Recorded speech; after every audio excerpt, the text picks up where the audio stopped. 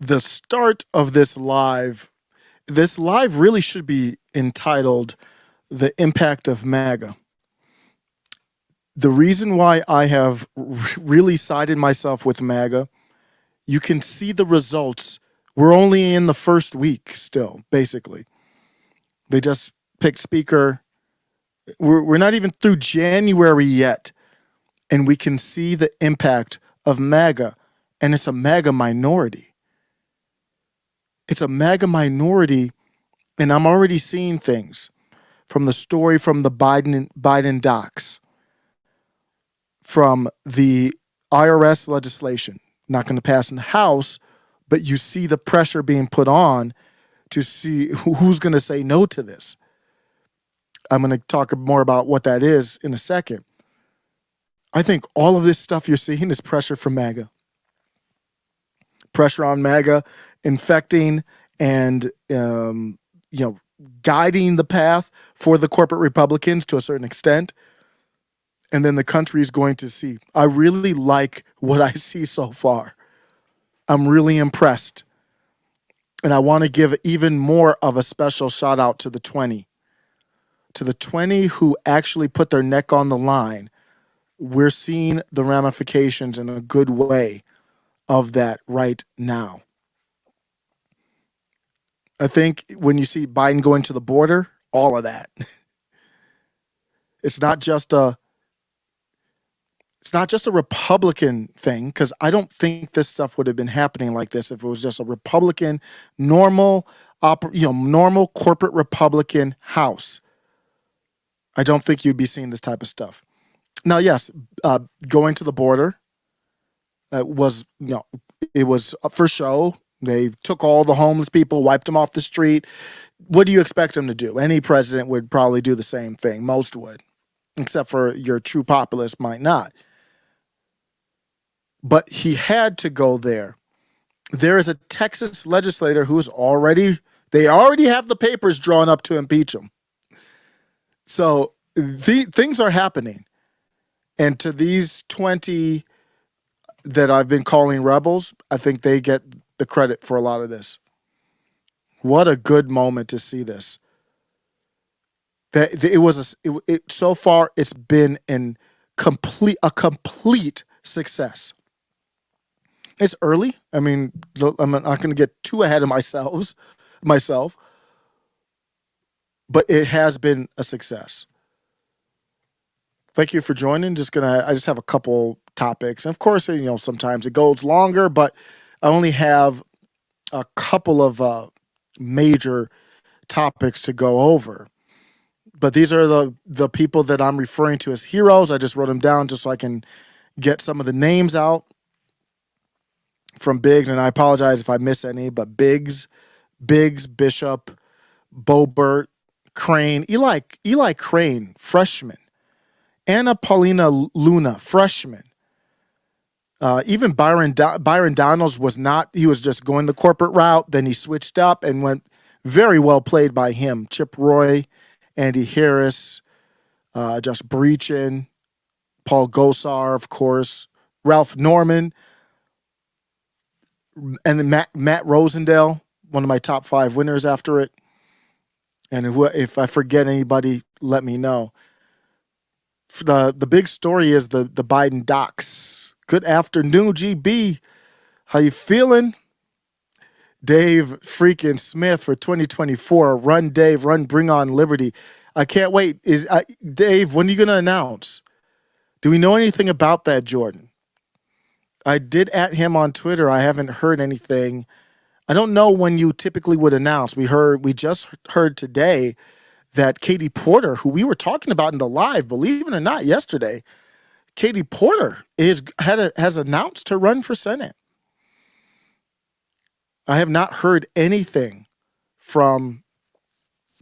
I haven't heard anything from Dave Smith on any potential running. I haven't listened to Part of a Problem in a minute though. I haven't had a chance to listen to it. In a minute. I never miss an episode. I haven't listened to it in a little bit. But he's going to be doing his stand-up. He's still out here. He's still active. But I want to I want to see him announce. That's going to be a great stream, Jordan. I'll be sure to try to promote that one before I kind of get into the depth of it. When Dave Smith, well, who know? I don't know if he's going to. So let me not just push something out there, but it's been rumored and all that kind of stuff. Michael Malice was on the show recently. I got to watch that. When he and Michael Malice get together, it is special. But you got to give Toy Mafia, what's up? Yo, you got to give the MAGA Republicans credit. You've got to give them a lot of credit, in my opinion. And let's take a look at the first. Well, let me do this first. I'd be remiss if I did not give a shout out to Diamond of Diamond and Silk. Rest in peace. I found out, I think it was last night is when I found out. I did not even know she was in the hospital. I've been kind of out of the loop there. But it is a somber story to start with, but I would rather look at her for the accomplishments, the firebrand, the firecracker that she was, and the impact that she had. How? Just being authentic. Nothing special. Just being herself, in my opinion. Rest in peace to Diamond. And they really came up around the Trump era. Donald Trump, truth, really bad news for Republicans and, frankly, all Americans. Our beautiful Diamond of Diamond and Silk has just passed away at her home in the state she loved so much, North Carolina. Silk was with her all the way, and at her passing, there was no better team anywhere or at any time. Diamond's death was totally unexpected.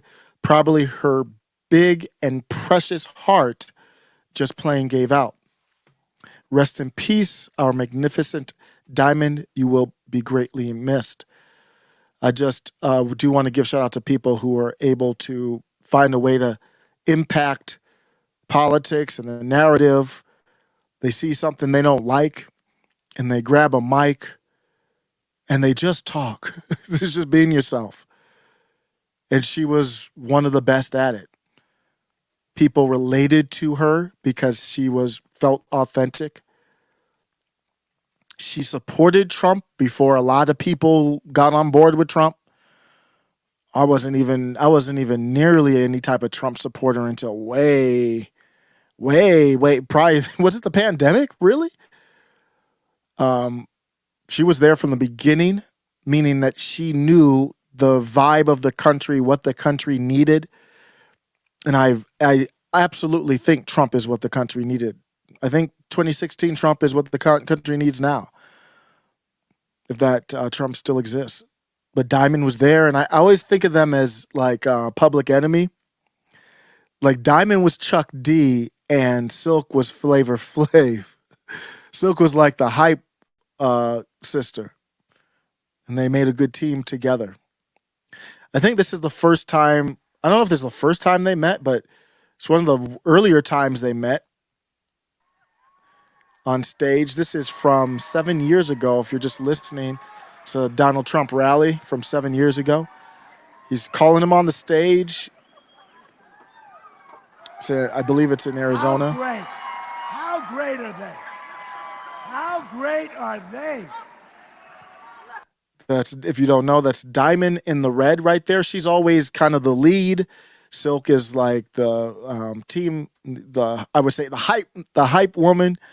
And man, it's to see Diamond go. It's like, because they're such a team. Like they even their laughter together is like signature. They would do stuff where they would just post like a Biden gaffe and just laugh at it. I turn on my television one night, and I see these two on television. I say, they are the greatest. What is it? They became an internet sensation. I hope you've monetized it a little bit. Do you want to do a little routine? Come on, go ahead. Well, first of all, I'm glad that the media can see us and all. See them? There they go. There they go. I see them. I want everybody to know, yes, that we stand behind Donald J. Trump. Yes, we do, baby.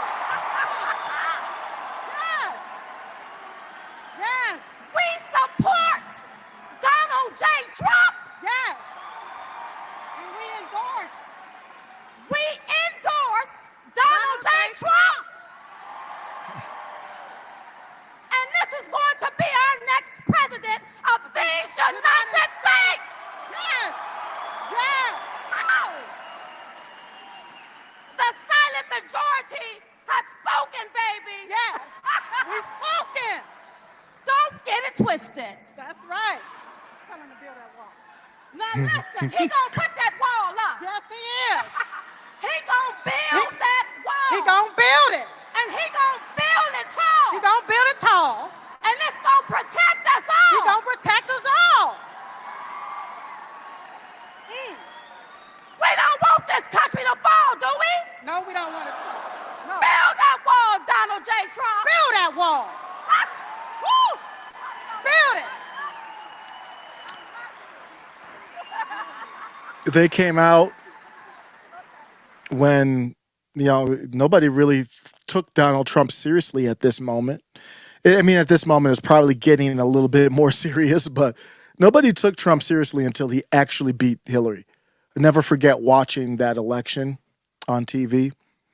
I actually lived in Minnesota at the time, watching the election, and I could just feel it. Donald Trump did not set in. He didn't settle in to the country and the society and to people until they were watching it. And I believe it was decided on the same night. I remember the speech because I remember thinking, I don't think Trump thought he was going to win. I don't know if he did or not, just in my head. I didn't, because I was like, I don't think Trump knew he was going to win. Because it was right after the Access Hollywood tape and all that. This was important for Trump, what Diamond did there. And this is not about Trump. It's about a citizen stepping up and doing what they do. He's the president. Of course, they were on Fox, and they famously got booted off of Fox, to my knowledge. I think it had to do with the pandemic, to my knowledge. They posted stuff on Twitter that anybody should be able to say. Just really looking back at the times that we're living in now, it will be crazy to see the power of big tech. They just said just anything that you and I, if we were sitting in a room, would be talking about. But they put it on Twitter, it got banned from Twitter. That's when Twitter was just banning everybody. And then I think Fox dropped them. Who knows if it was contract? I don't know their contract stuff. Sometimes they use this stuff as an excuse, but they stood up. My point is they stood up on what they believed in my opinion. I don't obviously know them, but they were able to come across that way is really what matters. So they had impact. You can't question that. And this clip is a funny clip, one of my favorite ones from years ago. They edited themselves on The View. That's what we heard from President Obama. Yes. And so that's what the issue But is. President Obama put that into place. I'm not even playing this for the topic matter. It's just to see their personality. And I think this is from their official account. I don't know. But either way, you can see how their personality just shined through every little thing they did.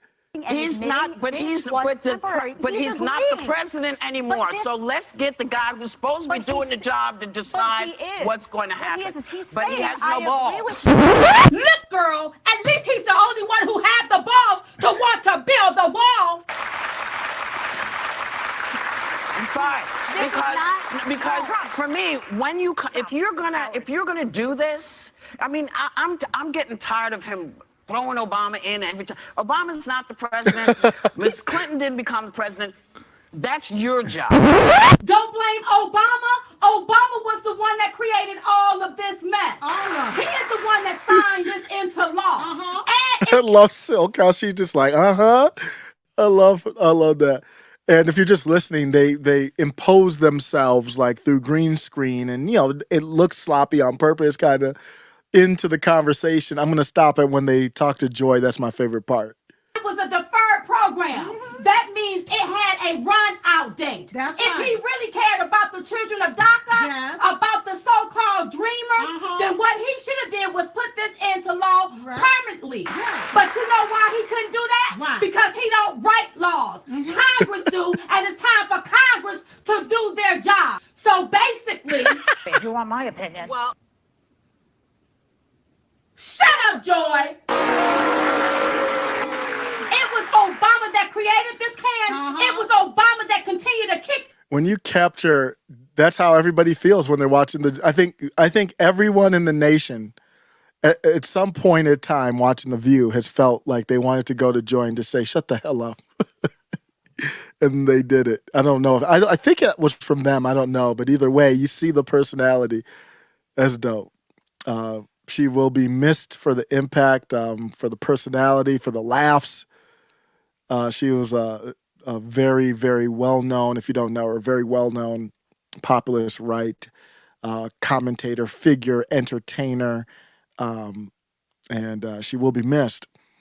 I do want to say that I want to be honest, though, about the times we live in. It is okay, in my opinion. It's not something I am doing personally, but on Twitter, people are asking about the pandemic, because she was hospitalized, to my knowledge. She was hospitalized. I think it was because of the pandemic. I don't know. The thing, and that happened. I believe it was before Christmas, or was it before Thanksgiving? I think it was before Christmas. I don't have the article pulled up, so sorry about that. The general point about that is, did that play a role in it? Did she get the V or not? Did that play a role in it? And that's where we are. I mean, I talked about it with the woman that had the droopy face. I talked about it with, hopefully, that news anchor is okay. People dropping on the field. So if people on the other side of, not even politics, on the other side of that issue with the V want to ask about that, I don't think there's anything wrong with that. It's not something that's in my head personally, but turnabout is fair play. I am disappointed in Mark Lamont Hill, but I'm not going to, and I'll show you why. I'm not going to admonish him, though, because I'm not going to be fake about this, in my opinion. Mark Lamont Hill, I'm not showing this to get angry at him. I'm showing this to talk about where we are. Let's be honest about where we are. Diamond this is via Mark Lamont Hill on Twitter. If you don't know, Mark Lamont Hill is a corporate leftist. Used to be with the Black News Network or whatever it was called. I don't know where he is now, but he's a intellectual academic type. Famously, I played the clip where he's sitting down with Candace Owens. Candace Owens asks him, this is in 2018, not even recently, can men get pregnant? And he basically said yes, because he can't say anything else. He's in with the group that doesn't allow for any thought outside of the group. So just to let you know who he is, if you're not familiar, he tweeted, "Diamond of the right wing, Trump-loving duo Diamond and Silk has died. In late November, she was hospitalized due to that thing, the C-19.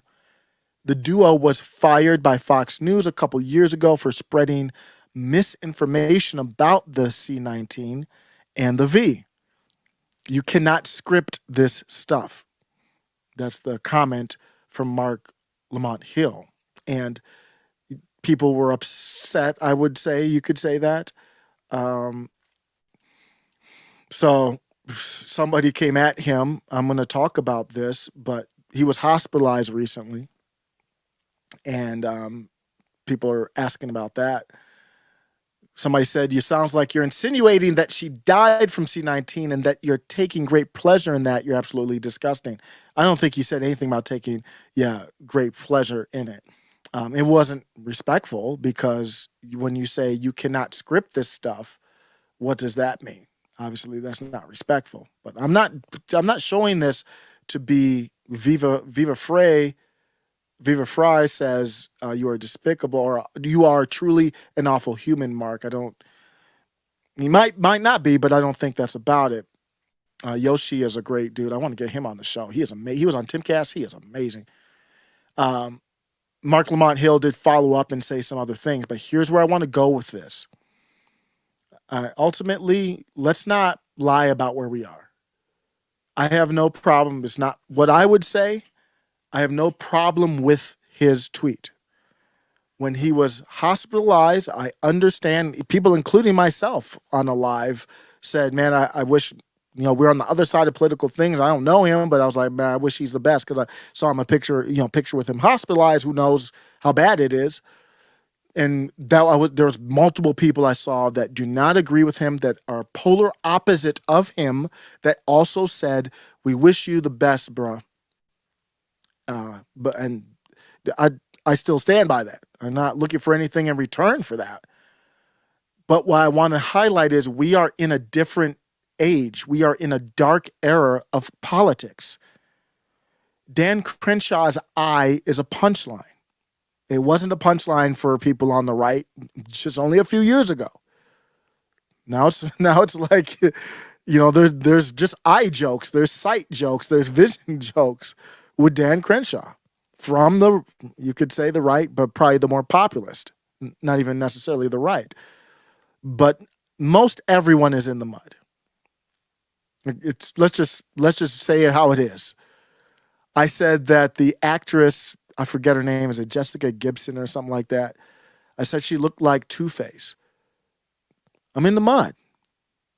I don't think there's a live that goes by without me talking about the melons of Nancy P. I'm not going to, I know that's not the same as talking about someone who just deceased. I don't think I've ever done that. But the mud is the mud. I'm not going to measure how deep you are in it. Let's stop pretending like we're not all in the mud. And maybe if we stop pretending, then we'll stop slinging it.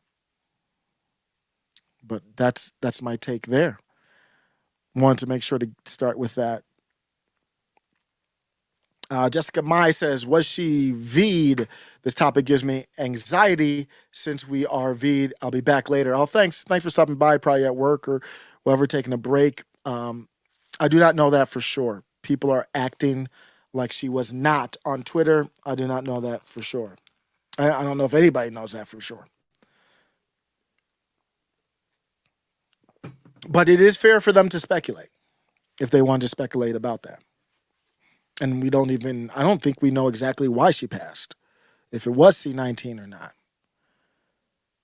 So I don't know. Let's look at the documents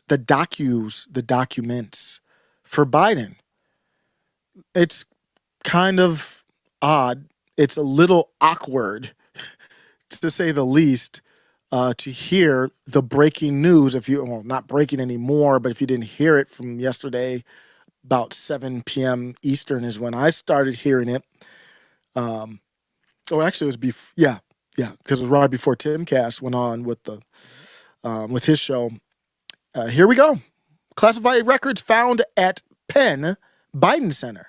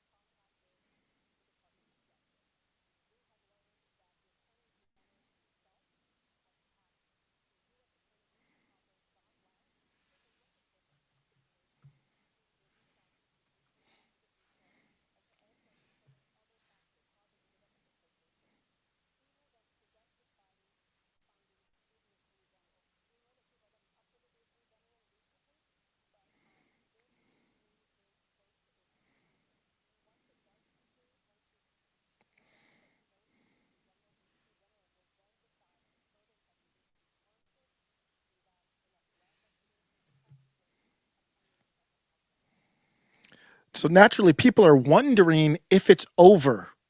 The people are wondering, is it over now? Sorry, I didn't have any. Sorry about that. I thought I was sharing the video. I'm a mess as usual. So let me just summarize. Well, let me go back here. I apologize that it was dead air.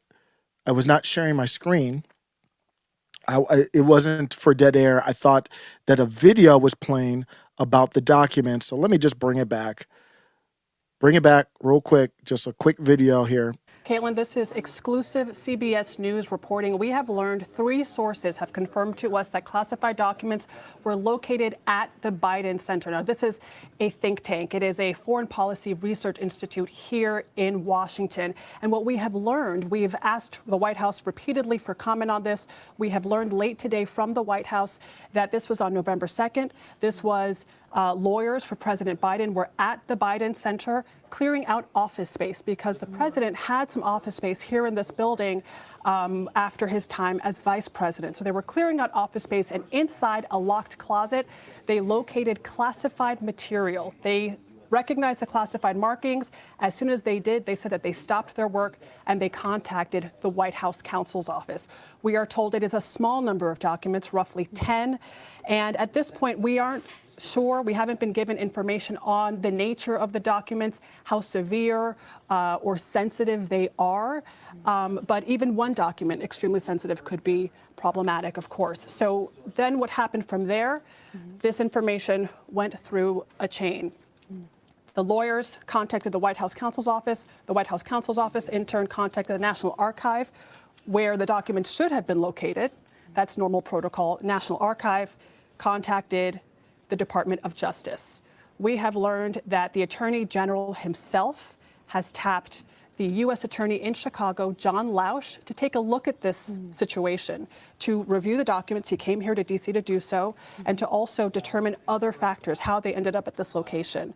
He will then present his findings to the Attorney General. We know that he's already updated the Attorney General recently, but this review is close to its conclusion. Once it does conclude, once he's presented what he knows to the Attorney General will then decide if further investigation is warranted, be that an FBI investigation or possibly appointing a special counsel. So that's where it is. Let's take a look, and I will answer that question, Laura. And really, it's up to you to answer. If you don't care, you don't care. I mean, you don't have to care about any of this stuff, really. You can go outside, get some sun, go skiing, go wherever you are, go surfing. You don't have to care about any of this stuff. But I think when it comes to Donald Trump, that's where this is why this is such a big story, I think. If you're going to look at Donald Trump and what he did as some type of huge deal, then this is a equally as huge deal. I just want consistency. If you don't care, then obviously you shouldn't care about Trump, right? As long as you're consistent, I don't care. If you're not consistent, then I feel like you can have whatever opinion you want, but you're part of the reason that our country is in disarray.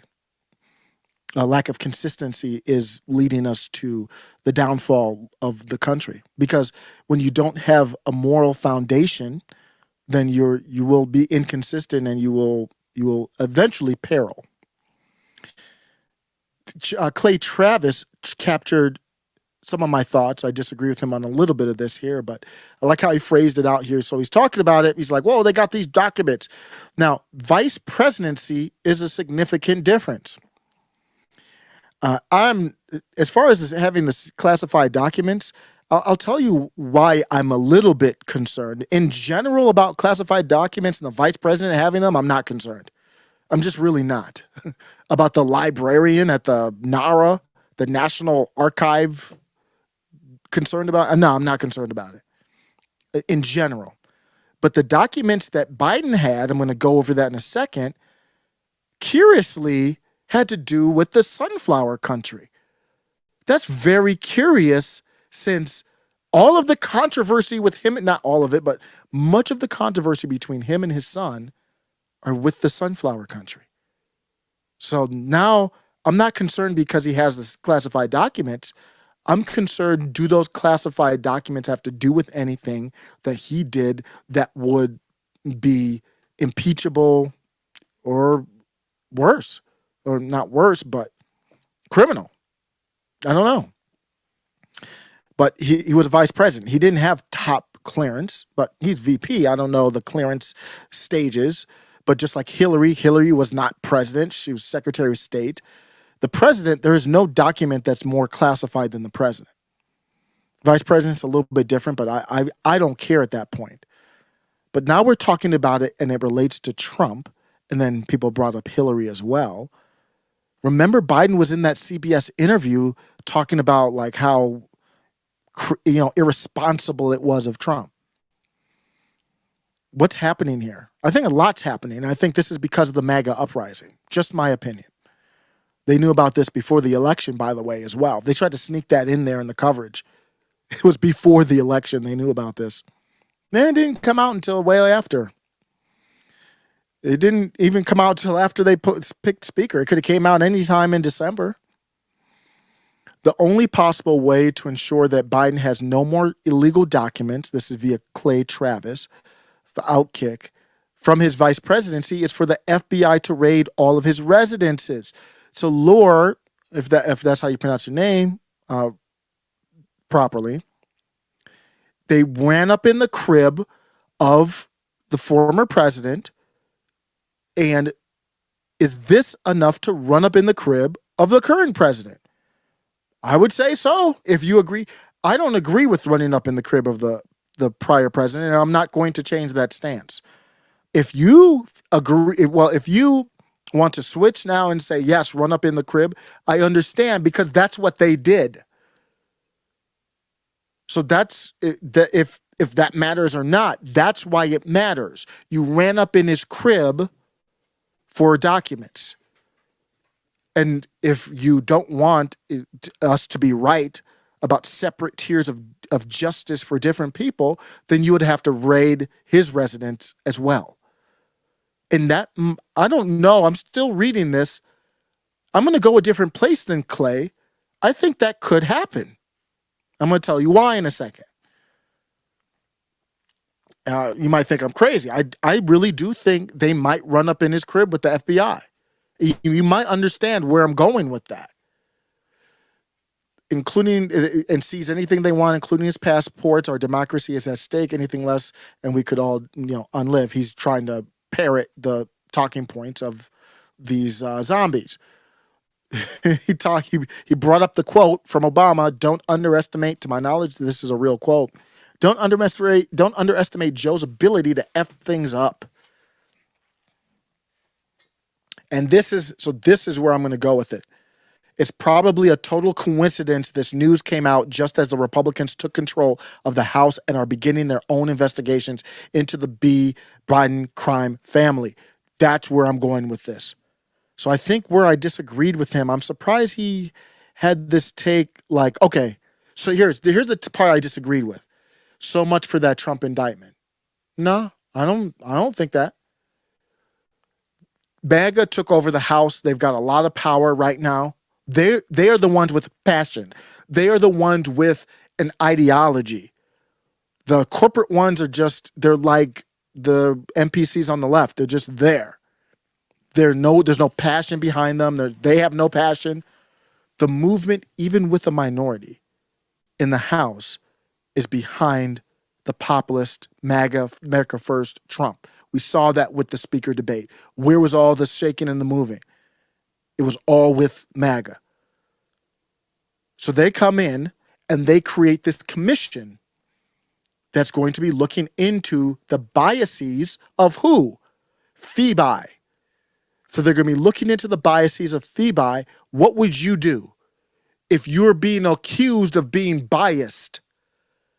Well, then I would find someone who I'm supposed to be allegedly on their side and do the same thing. Now, I don't know if they go as far as running up in the crib, but they would have to. I think that's where they're going with this. I think they are going to take this somewhere with B, even if it's not indictment, it's in a direction to show, hey, you guys are doing a little stuff here in the House. You got a little bit of power. Jim Jordan's heading the commission. I thought it was Thomas Massey. He's gonna be on it, but Jim Jordan's gonna be heading it, I believe, if that's the same committee I'm right about. And like, hey, we also, because what they did with Trump was just completely out of the box, completely out of line. So now you can say, hey, we did it with Brandon too. You can't accuse us of being biased. I wouldn't be surprised if you saw a little Phoebe investigation into the T group as well. Just a little enough for them to say, yeah, we called parents who concerned about their curriculum at school. We called them terrorists, but we also went after the T group, not just the Oath and the Proud Boys or whoever else. And then on top of that, they have a Brandon problem. I mean, unless they might know something that I don't know about 2024, where it really doesn't matter who the candidate is. I wonder what that could be. I wonder what they could know. Who knows what it's going to be this time? What they might know about 2024, where, yeah, if it's Brandon, even if he's in a wheelchair or has a walker or whatever, he's still going to win. I mean, Fetterman won. So they might know something about that. But let's say, assuming everything's on the up and up at 2024, Brandon is not the guy. So they got a Brandon problem anyway. We're getting close to the time where people should be announcing. When is the next person going to step in to start raising money for 2024? I mean, that's happening within months to get ready for that. The campaign season, we're in the campaign season right now. I don't know when Trump starts doing rallies, that's when you're really going to see it. So Phoebe might say, let's force Brandon out because we don't want him anymore. Dan Plemick says, I'm so sick of these so-called elite and their flying monkey media. Let me know what you think about that. I think they are trying to go after him because of the appearance of being biased. Jim Jordan is heading the committee. Let's go into transition into that. This is a serious thing. They might be working on trying to neuter the power of it. I'm sure they are, but they might not be able to. The House can do a lot of stuff as far as just investigating. They do have some power, but Republicans, let's see here. So they got the top committee posts. Let me see. Gosh, Yahoo. I don't know why I'm using a Yahoo. I never use Yahoo articles because they're so I don't know. So let's look at this article here from Politico on it. Politico, it has some good pieces. DC Insider Rag. So this is the committee, this proposed subcommittee to investigate the weaponization of the federal government, a key demand of House conservatives. They would operate under the Judiciary Committee, expected to be chaired by Jim Jordan. Gives the panel power to access any information shared with the House Intelligence Committee. This is highly classified stuff. That panel typically receives the highest level of classified intelligence and briefings of any committee in Congress. Man, can you believe if the GOP didn't get the House, they wouldn't be doing any of this? Can you believe that? Jessica Mai says she's back. She lives in Delaware and was shocked that the paper had the story. So it had the Biden story in it. Yeah, that's his home state. That goes towards what I was saying. You have a Joe Biden problem and you have a bias problem. So your two problems can solve each other. Go after Joe Biden, at least a little bit, and he will have to resign. I think he's going to get, and I don't want him to get sick or anything like that, but they'll say, I got to be with my family. He can barely walk. It's painful to watch him walk. So they just say, hey, he's not right. He's not feeling well. His goal was to beat Trump. He beat Trump, had all these accomplishments or whatever they're going to make up, and then he'll step aside. And then you'll have, I uploaded a video today on who I think is the number one candidate, Hakeem Jeffries. And I don't know about his fundraising ability, but he has Nancy P behind him, so he's going to be fine. So when you look at it, the subcommittee will have access to highly classified information. The panel typically receives the highest level classified intelligence and briefings of any committee in Congress. And notice the stuff that I'm talking about here is populist left would, I would hope that they would want the same thing. So they added those provisions in there. The panel's expected formation comes as the Justice Department continues to arrest and prosecute hundreds of people charged with J6 and criminal investigations connecting to Don Dada. So they're going after Pappy, and now they're going to be able to say, well, we went after Biden too. And they'll have to. If they want to have any type of credibility, what credibility would they have? They've got probes. They've got the Jack Smith dude appointed by Merrick Garland. I think they're going to have to appoint another one. Right now, it's just some federal attorney, I believe, in charge from Chicago is what she said. But they're going to kind of work on it with Hakeem Jeffries to kind of structure it like the J6 committee. So that will be interesting to see who the Democrats would put on that committee. I'm trying to think. They might put a Schiff. Would they want Schiff on it? I don't know. I don't think so. I don't know who they'd put on that committee. Because there's going to be, they want bipartisanship. So maybe they'll put somebody like Jason Crow, used to be my representative actually, not anymore, but they might put somebody like Jason Crow on it. The Freak, thanks for stopping by, says doesn't matter, DOJ still relied for executing a prosecution. Schiff is getting the boot. Give Schiff the shaft. But they're going to do a bipartisan committee, though. So this is a separate committee.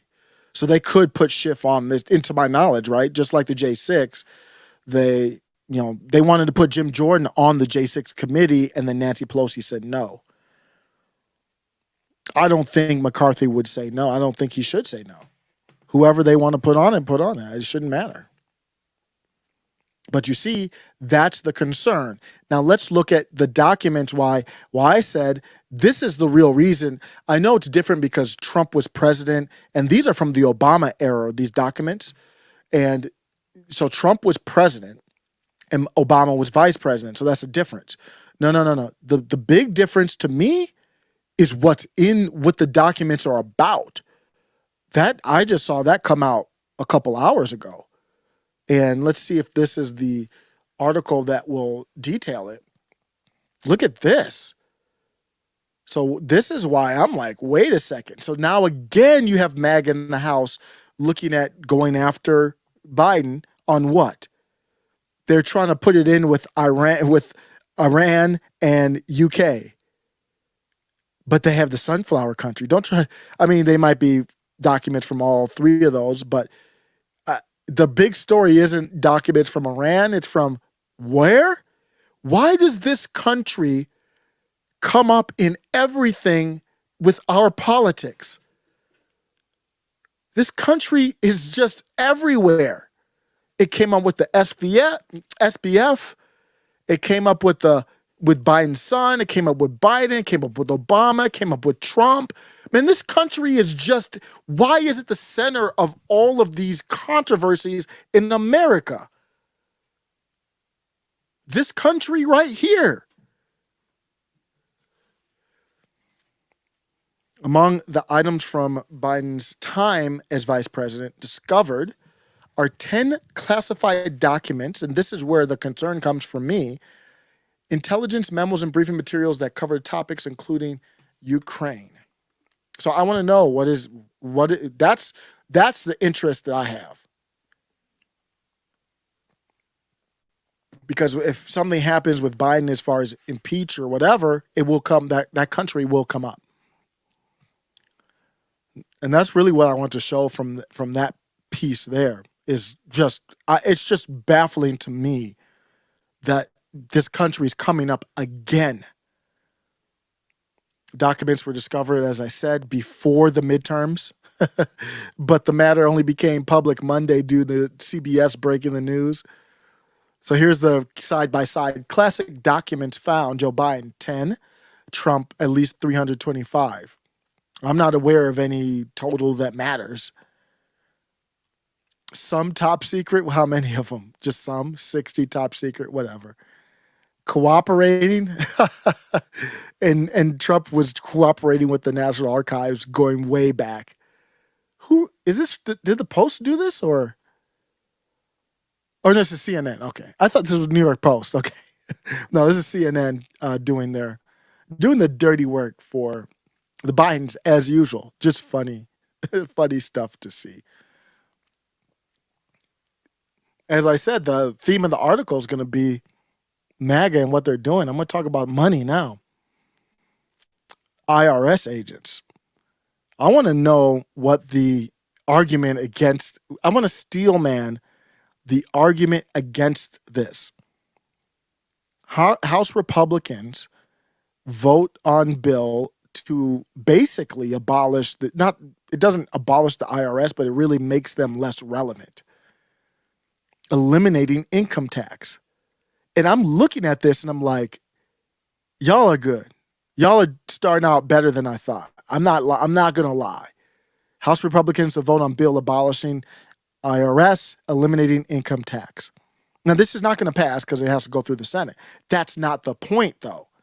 The point is, I always said, whatever they do, my number one issue is free speech. I want to be able to talk. I want us to be able to talk to each other online. Everything's online. You need a job. Where do you go? You go online. I mean, it's not like before. You don't really go to stores or wherever you want to get a job. You don't go to an office building. I mean, you can, but that's just not how it works anymore. It's old school. You don't even do it through newspapers. Everything's online. You got to have internet connection, whether you go to the library or have it on your phone. You've got to have an internet. So the Republicans come in and they're going to go after free speech because everything's online. If you can't speak online, you can't speak, period. They went after this first, which I didn't really expect. I mean, they were talking about it, but I think this will resonate with people. It's a good place to start because I don't know what is the argument against this? Are people arguing for the IRS, really? Is that really a position you want to publicly take? Is a pro-IRS position? And then it's even deeper than I thought, eliminating income tax. I didn't see that coming. So basically what they're saying is you want to hire over 10 years 87,000 IRS agents. Well, we have a bill where you won't need them. Don't worry about them. Their services won't be needed. It's a strong start. You still have to read the bill, see what's in it, but on the surface, I fully support that. I want it to be a one-topic bill. I was scanning through it earlier today, but it's a lot in there. The House will be voting. Did they vote on it already? This is updated as of 9/12 my time. Let me just do a quick search to see if there's a more updated article.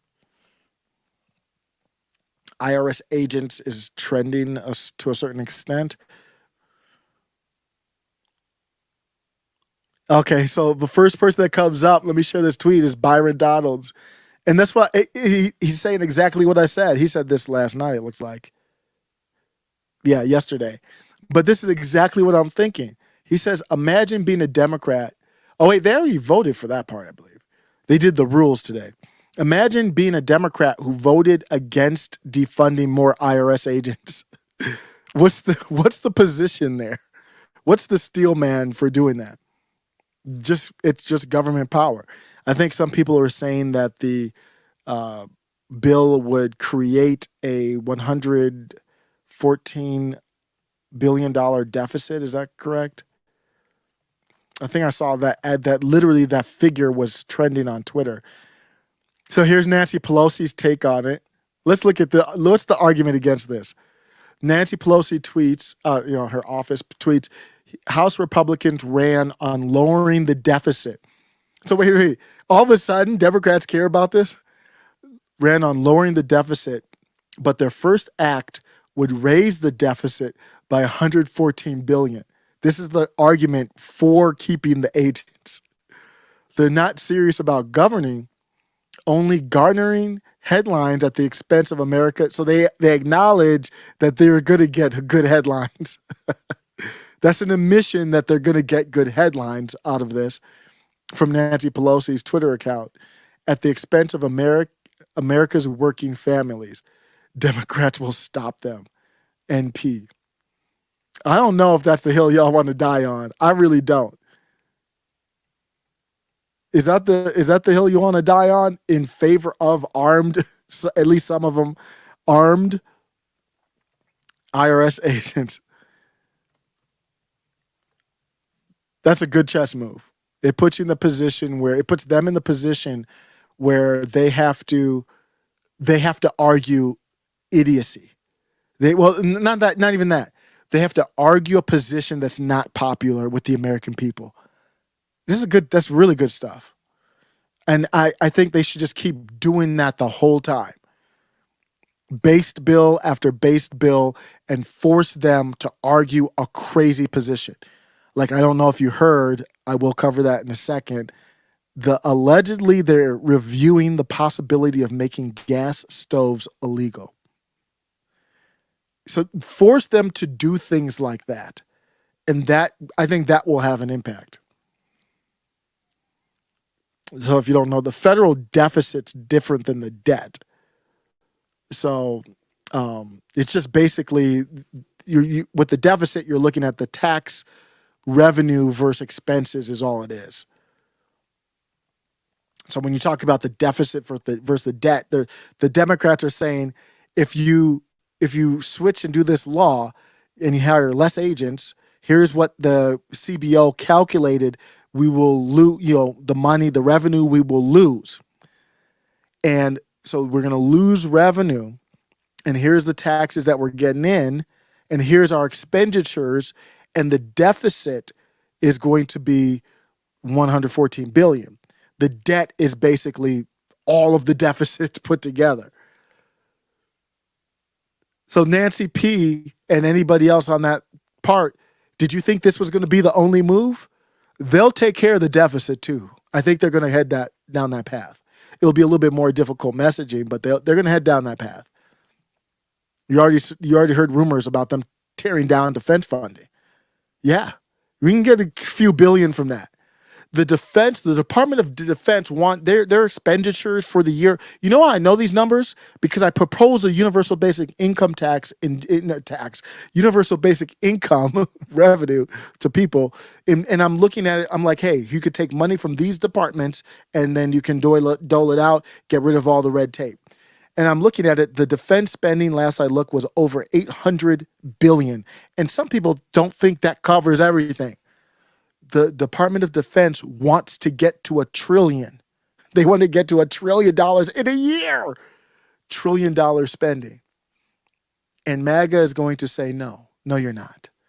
And I'm really excited to see that battle happen in September and October. So they're doing that. Let me look at this. So the other part of this, though, that I wasn't aware of is getting rid of the income tax. That took me by surprise. Let me see if I can just highlight that here and then have a clip from Peter Schiff. So let me, they want to place it with the consumption. So let me see if I'll get the income tax.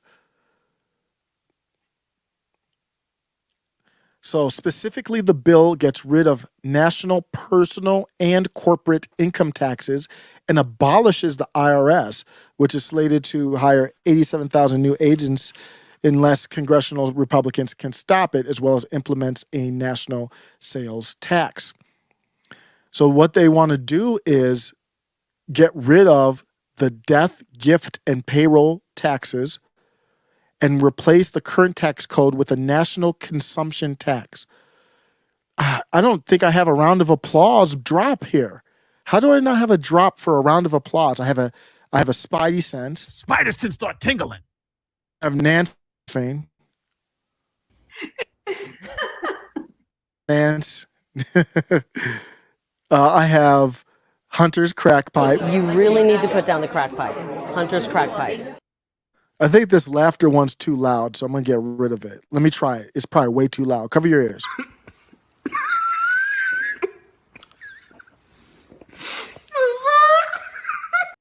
Jesus loves me the most. Seriously. That's the comedian that I know. She was okay, but she dropped on stage. I have this Eric July. So what I'm doing is I am so happy about this, them eliminating. Let's go back to just to make sure while I'm going through my drops to see if I have an applause. They're eliminating these taxes and replacing it with what is a national consumption tax? I'm going to talk about that in a second. I love this idea. Just on principle, love it. Have to read the bill. These bills turn out different than they propose, and it won't come out this way. The Senate is a whole different level of like sleaze baggery. They will take, even if it's a bill they agree with, they'll take it and bastardize it. And they'll just they will never take a bill directly from the House, especially House MAGA. They would never do that, even if the Republicans had the Senate, unless they had a lot of MAGA in there. That's why they didn't want Blake Masters. Blake Masters would support this. J.D. Vance probably supports this. He got in. But the Senate, they view themselves as we are the real ones, and the House is just like little children. Like if you, at Thanksgiving, you got the adult table, you got the children's table. The Senate feels like they're at the adult table drinking eggnog, wine, whatever they drink, and the kids are drinking lemonade and, chicken nuggets. That's what they feel like. So it's not going to go through that way, but this bill will provide pressure. That's why I'm going through my drops to see if I have an applause. Eric July, I like this one. I haven't used it a lot, but I like this one, this ass whooping one. In order to prevent us from whooping your ass in the future, we have to whoop your ass right now. This is psychopathic behavior. That was in regards to Justin Trudeau. It's in regards to this clip right here. Mandates are the way to avoid further restriction. Justin Trudeau said, mandates are the way to avoid future restrictions. And Eric July was... In order to prevent us from whooping your ass in the future, we have to whoop your ass right now. This is psychopathic behavior. I don't use my drops enough. Oh, I don't use this one nearly enough. Where the fuck are the Joe Biden supporters? I can tell you. Where y'all niggas at? Where the fuck are the Joe Biden supporters? Oh, too, for real. Like I don't know where he was at. He looked like he was in the middle of the hood. Like, where y'all niggas at? Come on. And it looked like people were hiding. Nobody wanted problems with him. I don't know if he was rolling with somebody or what, because nobody looked like they wanted problems with him. Where y'all at? Are y'all supporting 87,000 IRS agents? Where are the Biden supporters at? Where the fuck are the Joe Biden supporters? I can tell y'all why I support Trump. Tell me why y'all support this motherfucker. I'm going to have to keep that one for sure. This one is loud, I think. Gotcha, bitch. It's Dave Chappelle. Remember, they're just jokes. We're all going to die soon, and there's no sequel.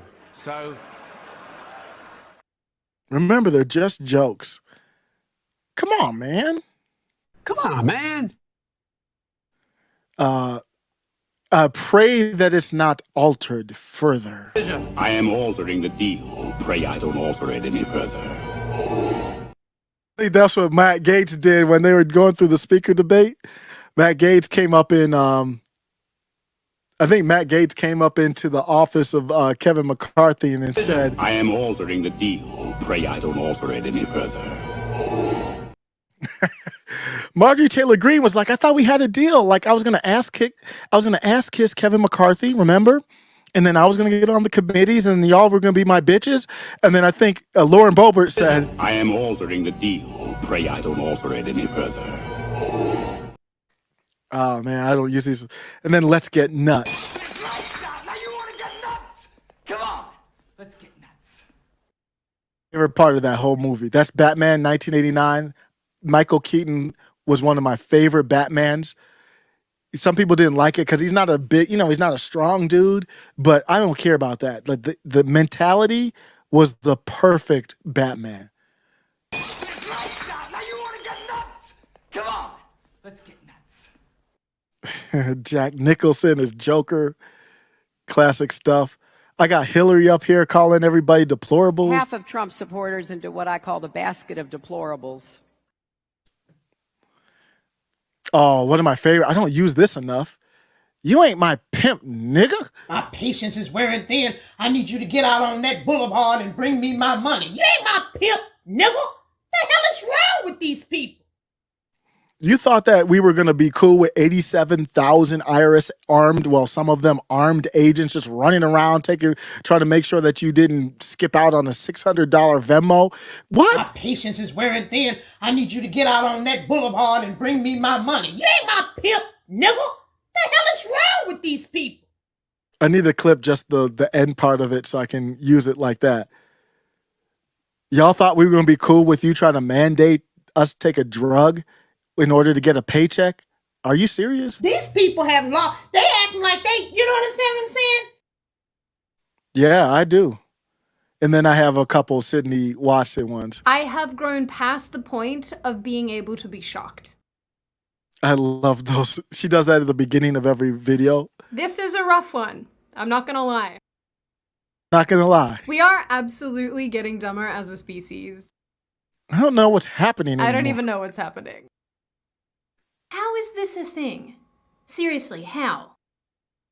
Well, I hope you brought your extinguisher because this topic is a dumpster fire. All the drops I have, so I don't have an applause. I will have to fix that. The national consumption tax I am 100% for it. Now, I think there are some people with concerns on the populist left. I think there were some really people on the populist left who think a consumption tax. Here's what I want to say to the populist left on this, and hopefully this resonates. Jessica might be the only populist left that. I mean, I'm sure there's maybe a couple that listen, but because the channel actually was maybe a little bit more centered when it first started, but the wackadoo of this world pushed me more to the populist right. But hopefully, if she's listening or any populist left is in here, resonates. Man, don't count other people's dollars. Don't live like that. This national consumption tax it taxes you when you spend your money. That's the difference. So what populist left people don't like is if somebody has $10 million and they only spend 200,000 of it, well, they got millions of dollars in properties, banks, or whatever else. And they're making more money off of that. I say, so what? And then they say, well, poor people spend a larger portion of their income than rich people. Well, I agree with that. But then if you have a smaller budget, then that means you just have to budget more if you want to put away more acorns. And ultimately, if a wealthy person is stacking away chips and money and, just like a squirrel putting away acorns, then if they're not spending it, what is it? Who cares? As long as soon as they spend it, and I think it's going to be a lot harder to have loopholes, but we'll have to see. There's always loopholes. As long as they spend it, that's when they'll get taxed on it. And it's really simple. Isaac Hull, let me look at this comment here. It says, I grew up in the 70s. Back in those days, government employees received just over the minimum wage in exchange for stability. Now they're the highest paid, competing with Silicon Valley. Yep. And they're trying to fight to keep that going. Government doesn't produce anything. They don't produce any revenue. They only steal it by force. Libertarians are the best people on that topic. The only ones that really talk about it how it needs to be talked about. When they say taxation is theft, that's what they're talking about. Eric July had a good video where he was talking about exactly what you're talking about there, Isaac. Let me digress to that real quick. It's a good video because I'm like, wow, he really exposed like they're more than double dipping. They're triple dipping. This was a controversy here about how they spent their money. But let me go and find this. And because I hadn't even really thought of it from this angle. Because I had seen this story too. I think it was in Georgia. They were in Georgia. Let me find it here. This is let me find it. This is why you're broke. Can't keep downfall games. Nope, that's that one. This one here. This one here.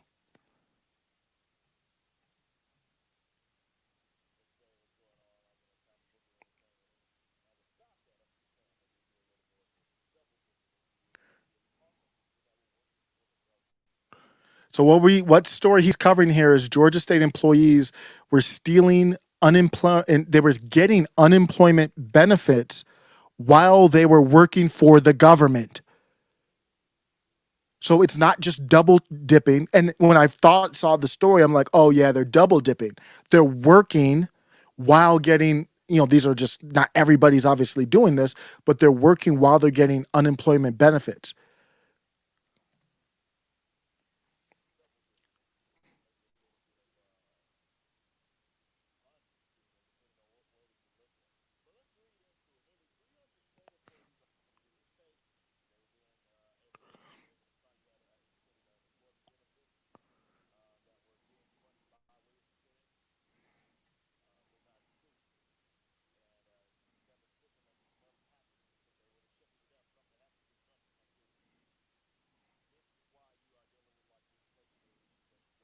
Yep, he's absolutely right. And later in that video, he talked about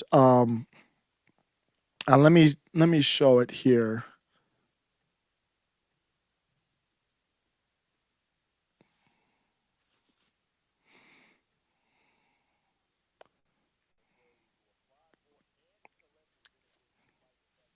Wait, hold on. So what this is, here it is. It'll show you kind of how inefficient that this whole ordeal is anyway, that this would happen with that many employees, but also how rotten welfare statism is. We saw between that these loans that they were giving out during this whole ordeal and how many folks got caught for fraud. I mean, you're talking millions upon millions of dollars. And that's what you incentivize when you just say, hey guys, here's a bunch of money. Right? And it's always passed under the guise of, well, we're helping people. Yep. This is why I said that's why that dude, Steve Grunheim, or whatever his name is, went after libertarians. Because it's like, oh no, the government needs the money and power to help people.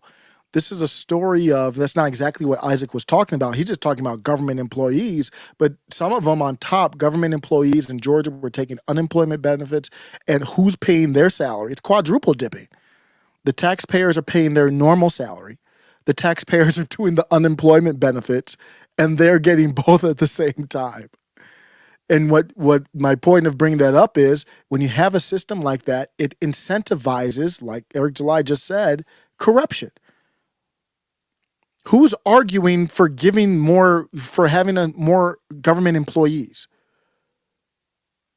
I don't know what the argument is for that. Let me play Peter Schiff here. This was a really good breakdown I saw. This is from 12 years ago. This is from a while back. Hi, everyone. So he's going to break down the income tax versus consumption tax, and I'm not going to interrupt. I don't need to say anything. Just listen and learn is what I'm going to do. Our records, compile our records, and of course, when we file the income tax return, after it's done, we sign under penalty of perjury that it's all true and complete, and then the government can use all that information against us and potentially fine us or imprison us if the information turns out to have been false. That is not a way to run a tax system. We would be much better off taxing consumption because, of course, you get less of what you tax and more of what you subsidize. And the Internal Revenue Code taxes hard work. It taxes savings. It taxes investment. Preach. So we get less of it. It subsidizes debt, borrowing. You can take a write-off for interest, for example, on a home mortgage. So we're encouraging borrowing, which is what we don't want to do. So we want to go to a consumption-based tax. Let's tax people when they spend their money, not when they're earning their money. Now, I heard somebody on, I think it was on CNN or CNBC today, arguing against a consumption tax because they said it wasn't fair, that it wasn't progressive, because it's going to hurt the poor more than the rich, because the poor spend all their money and the rich only spend a portion of their money.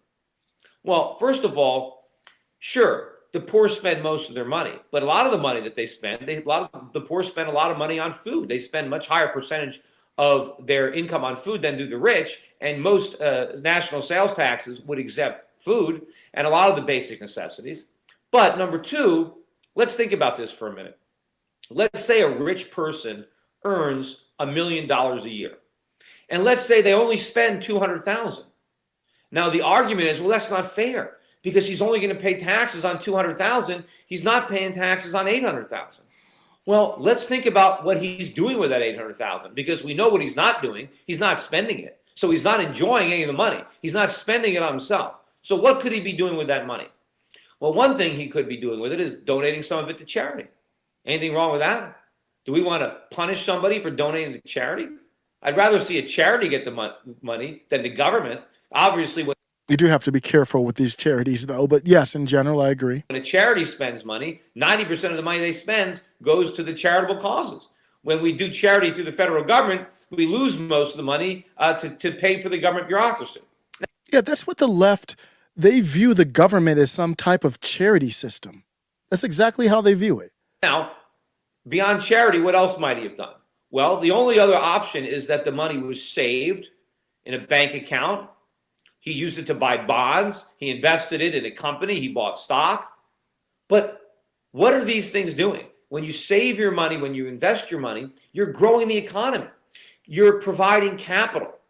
You are creating businesses. You are leading to production of goods, providing services. You're creating employment. And that you could argue and say that's the trickle-down economics argument, but I do agree with that. Where do you think jobs come from? Jobs don't come from poor people. My son was playing, I don't know what he was imagining. You know, he uses crazy imagination, which is great when he's playing. And he said like something to the effect of he had somebody working for him. He had people working for him. And I was like, let me talk about that real quick. What's your income? What's your revenue? And he was like, what are you talking about? I'm like, how are you going to pay people to work for you, bro, if you don't know? He's only 6, so I do talk to him just like this. I'm like, okay, well, you got people working for you. What's your revenue? Like, I'm not making any revenue on YouTube. I can't have people doing editing for me. Like maybe somebody, I don't have a producer. Not that you see me do all these mistakes and all that, but, and that's fine. You can't have people working for you if you don't have any revenue, bro. So I didn't say it in a mean way or anything like that, but just breaking it down for him to say, and I do use Isom as an example because he knows the comic book, and I say Eric July wrote the comic book, but he can't draw, not that good. So he hired people to draw, hired even a different person to do the coloring and to do the lettering, and then put it together, all that. And he said, you got to have money, you got to save up to do that. So if you want a healthy economy, don't be mad at rich people with money in their bank account. That's who paid your paycheck. And there's nothing wrong with that. I mean, I feel like you're trying to find a reason to back 87,000. Forget about the 87. You're trying to back government power with the IRS? Who's doing that? I just don't understand the position. But good discussion in the chat I see there. I'm going to take it over to the gas stoves, man. We're going to take it over to the gas stoves. The Biden administration's weighing something. What do you think they're weighing? Are they weighing on how to stop the spending through the Federal Reserve? What other things would they weigh on? How to protect your First Amendment rights, your Second Amendment rights? Maybe that's something that they could weigh on their mind. Maybe they could figure out what to do with social media in general. I mean, it's a First Amendment argument, but the algorithm has become so powerful. Whoever has it has power. I mean, there's a lot of things that could be weighing on the minds of our president. National security, how do we end the war in the Sunflower Country could be on your mind. But no, the worst president of all time has something completely different on his mind. The worst president of all time is weighing, and his administration are weighing a national ban on gas stoves. That's what their Jack Handy deep thoughts are about.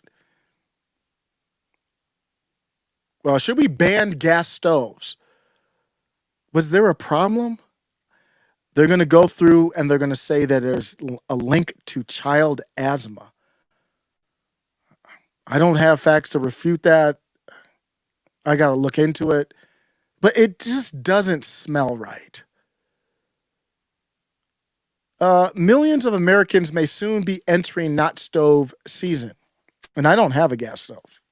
I did growing up.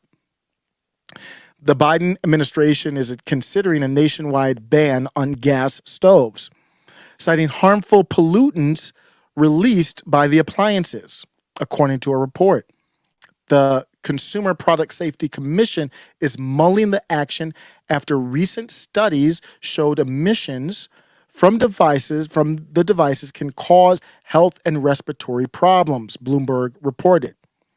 This is a hidden hazard that they said. The commissioner, Richard Trumka Jr., said, any option is on the table. Products that can't be made safe can be banned. Very often in corporate environments, you might have seen this, where they want to do something, then they say, let's trial it. We're weighing it. But very often, the decision is already made. Now, it is possible that they're throwing this out there to see what the reaction to it is. That's very possible. It's also possible that the decision has already been made, and now it's just to spin it. The thing that I find interesting about this, it wasn't brought up in this article. It should have been. California did something similar. So let's take a look at California. So the California Air Resource Board, and I'm going to pull up an article here. I don't know how this isn't brought up in Los Angeles. I don't know how the New York Post didn't put this in here. Maybe they have it in a different article. But this is the LA Times. And when California did it, to my knowledge, they didn't say anything about asthma. The Los Angeles City Council voted in May to ban most gas appliances in new homes and other construction, joining cities including New York, San Francisco, and Seattle. In September, the California Air Resources Board committed to a plan that will make California the first U.S. state to phase out all new gas-fueled furnaces and water heaters in homes. They're banning gas stoves, gas appliances, gas lawnmowers. They're banning it all. That's where they're heading. And I find it weird that California did that. And let me see. Okay, so these are the health studies. So there's about 50 years of Health studies showing that gas stoves are bad for our health, and the strongest evidence is on children and children's asthma, said Brady Seals, a manager in the Carbon-Free Buildings program at the nonprofit Clean Energy Group, RMI. By having a gas connection, we are polluting the insides of our home. And I'll be honest, that's the first I've ever heard of it. And I wanted to say, so let me say, I have to look it up to make sure. To my knowledge, when they banned this, when California was banned, because they banned gas lawnmowers, it wasn't about the home when they're banning the gas stuff. So now all of a sudden I'm hearing this as the reason now. And I find it, Cory Booker, oh my goodness, what a, lawmakers including Cory Booker urged action and called gas stove emissions a cumulative burden on, wait for it, Jesus Christ. Spider sense start tingling. Wait for it.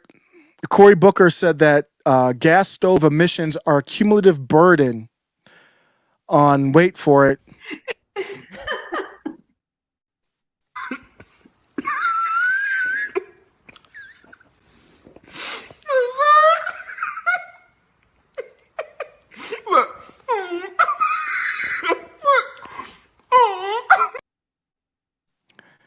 it's a cumulative burden on black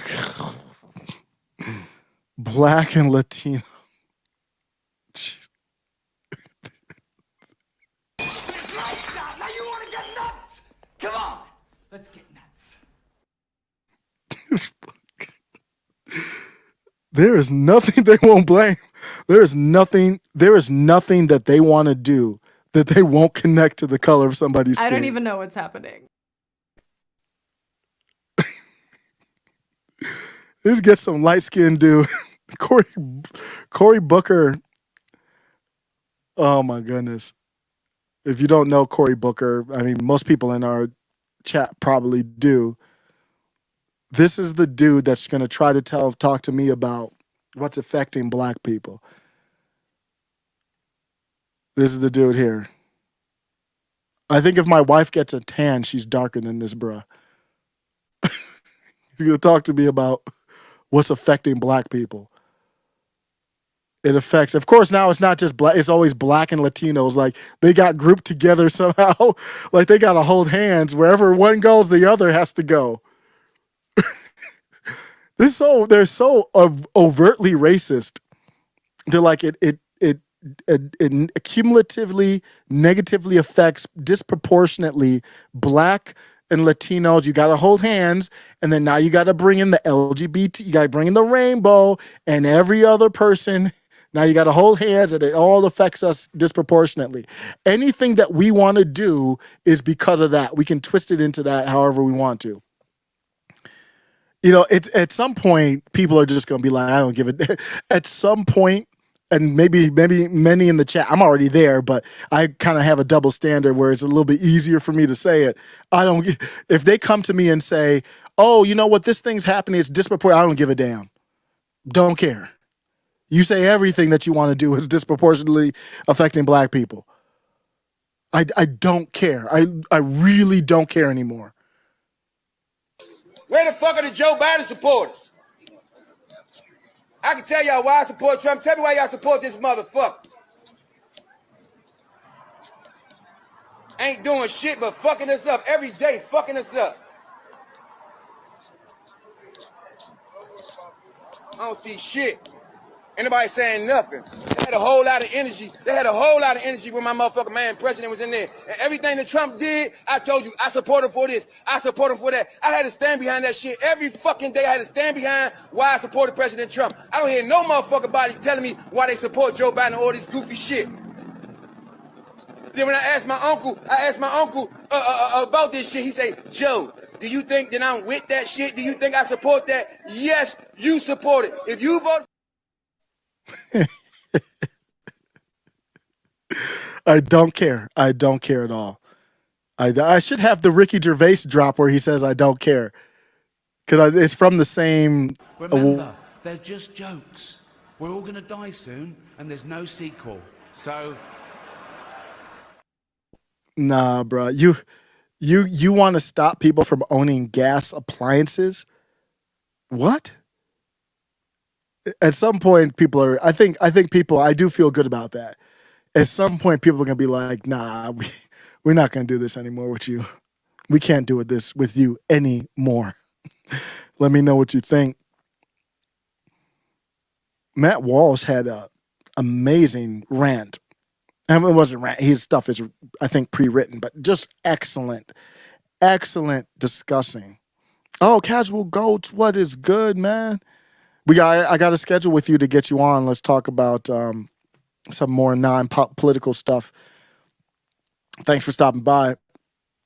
Matt Walsh talked about Mr. Tate, Drew Tate, and it was fire. Man, it was really, really good. I was really impressed with it. Matt Walsh is, I've had some disagreements, of course, but he is extremely talented. He basically said everything I wanted to say about Tate in like a million times better manner. We opened the show yesterday with a discussion about the crisis of masculinity and the rise of Andrew Tate. And to very briefly summarize the key points made in that conversation, boys are growing up in a culture that is openly hostile to masculinity, and many are forced to navigate the minefield without the benefits of strong male role models to show them the path. And this crisis is self-perpetuating. It grows exponentially because the young men with absentee fathers eventually become absentee fathers themselves, repeating the cycle indefinitely unto infinity. This is a good example of why you don't need to talk about race. This applies, period. We know this is a problem with many, if you want to get into black, whatever race, we know this is a problem with black fathers not being there. And that's why you've got 13-year-olds running around in Chicago, got running around with weapons in their hands, getting chased by police, turning around suddenly and getting gack. 13-year-olds. Why? Because they don't have a daddy. That's why. And Matt Walsh is talking about it right here. You don't need to bring up that they're black or whatever else. Exponentially, because the young men with absentee fathers eventually become absentee fathers themselves, repeating the cycle indefinitely unto infinity. And into this field of confusion and man hatred steps guys like Andrew Tate and others, quickly earning an enormous following of young men who understandably flock to somebody who has a message that embraces masculinity rather than treating it like a disease. Andrew Tate, very often good at identifying the problems in our culture as they pertain to the situation that men face, and deserves credit for speaking up in defense of masculinity rather than denigrating it and calling for its eradication, essentially. But in my view, he misses the mark when it comes to the remedy. He seems to basically understand the disease, but he doesn't have the right prescription for it, or at least the full prescription. Yes, men should reject the programming that our culture wants to subject them to, programming which seeks to neuter and feminize them. Yes, they should work hard. They should take care of their minds and their bodies. Yes, they should strive for success, including financial success. But a life of hedonism and materialism and luxurious wealth, remaining unmarried while sleeping with dozens of different women and so on, is not the ideal to strive towards. Rather, what men are called to and created for, and the only sort of life that will be truly happy, that they'll find true happiness and joy in, is a life of service as protector and provider. Men, the vast majority of men anyway, are called to be husbands. People, when I posted this, some of the Tate supporters, if you support Tate, I'm not against you. I'm just giving you my perspective. I don't like to come out and, especially when we're talking about like people to people say I like to aim up, not sideways or down or anything like that. But to me, Matt Walsh's message is way more if you want to use the term masculine, this is a masculine message. This is a true masculine message. And if you believe in God, I don't think it's hard to see the difference. Maybe Tate's acting, I've seen clips where he does, he talks about, hey, what is stuff worth if you don't have a family? But his actions in general don't support masculinity. It supports depravity. It supports a lack of control. It supports a different type of woke. Again, my definition of woke is letting another authority outside of God decide your morality. And what to me he sells is maybe money's my God. I don't know. That's what it comes across as. He's something else is his God, the way that he's acting. Husbands and fathers to be leaders of their families. Now, they may be called to lead in other ways too, but first they must care for their families. If there's any saving our civilization at this point, which I think there is, but if there is, this is how it will be done. And this is who will do it. It's not going to be saved by influencers who are sitting in front of cameras, whether the guy in front of the camera is Andrew Tate or me or anyone else. It'll be saved through the formation and preservation of strong, intact, loving, and well-led families. That is the only way. It is the only way forward. If every man in the country starts going to the gym and starts making lots of money and starts having sex with lots of attractive women, and yet they don't get married and stay married and have children and raise and love those children, then we will still be headed to ruin. It'll be a slightly different kind of ruin, but ruin all the same. Those men themselves will ultimately find the happiness that they are able to derive in that lifestyle. They'll find that it's shallow and it's fleeting. And in the end, they'll die alone, loved by no one, loving no one, remembered by no one, leaving no legacy behind. Man, this is so good. The feminized and neutered and effeminate man that our left-wing culture seeks to create, and then this other sort of man, both unmarried, both childless, will look very similar in the end, having taken two very different paths just to arrive together at essentially the same place. Amen. It's the family man, the devoted father and husband, whose different path actually leads to a different and much better conclusion. Which is very difficult. Now, I've, of course, been preaching this message for as long as I've had an audience to preach to, and I have found that there are like 2 or 3 basic responses or rebuttals, I guess, that I always hear from young men who may, for the most part, line up with me ideologically, but who doubt the wisdom of the get married and have kids prescription. And I was greeted with these same... Who's taking advice from Andrew Tate over Matt Walsh on this topic? Who's doing that? It's a lost soul that Andrew Tate feeds on. He's a prey. He's a predator. And I'm not talking about like sexual. I'm just saying, just like chess, like he's trying to win the game of life like it's chess. And he sees people who are pawns. I wouldn't be a target for Andrew Tate. He wouldn't waste time with me because he knows I'm not his target audience. Who's the target audience? So that weaker mind is the one that sees this Tate message and it just doesn't resonate. I mean, this Walsh message and it doesn't resonate. But you got to be able to take the helicopter view up and see, at least on this topic, are you going with a guy who started a cam girl business, or are you going with Walsh on this? This is just not a hard choice. Same responses after the show yesterday and many messages and comments. What I'd like to do today is answer the objections, or at least... Let me fast forward to the end, and then we get to the Katie Porter news. Man, I want to listen to this whole thing, but it's 15 minutes. I'm not going to do that, but it is so good. I have a feeling after Matt did this segment, he has a longer segment where he gets into Tate more and all that, but this 15, he's got to look back at this and be really proud, because he's like a writer. He writes like I think he does all the writing. He's a writer. He's just a journalist type, op-ed type writer. And to put it on camera like this, it just was. And he doesn't have any fancy editing or anything. It's just set up, just right there, plain for you to see. Just excellent work.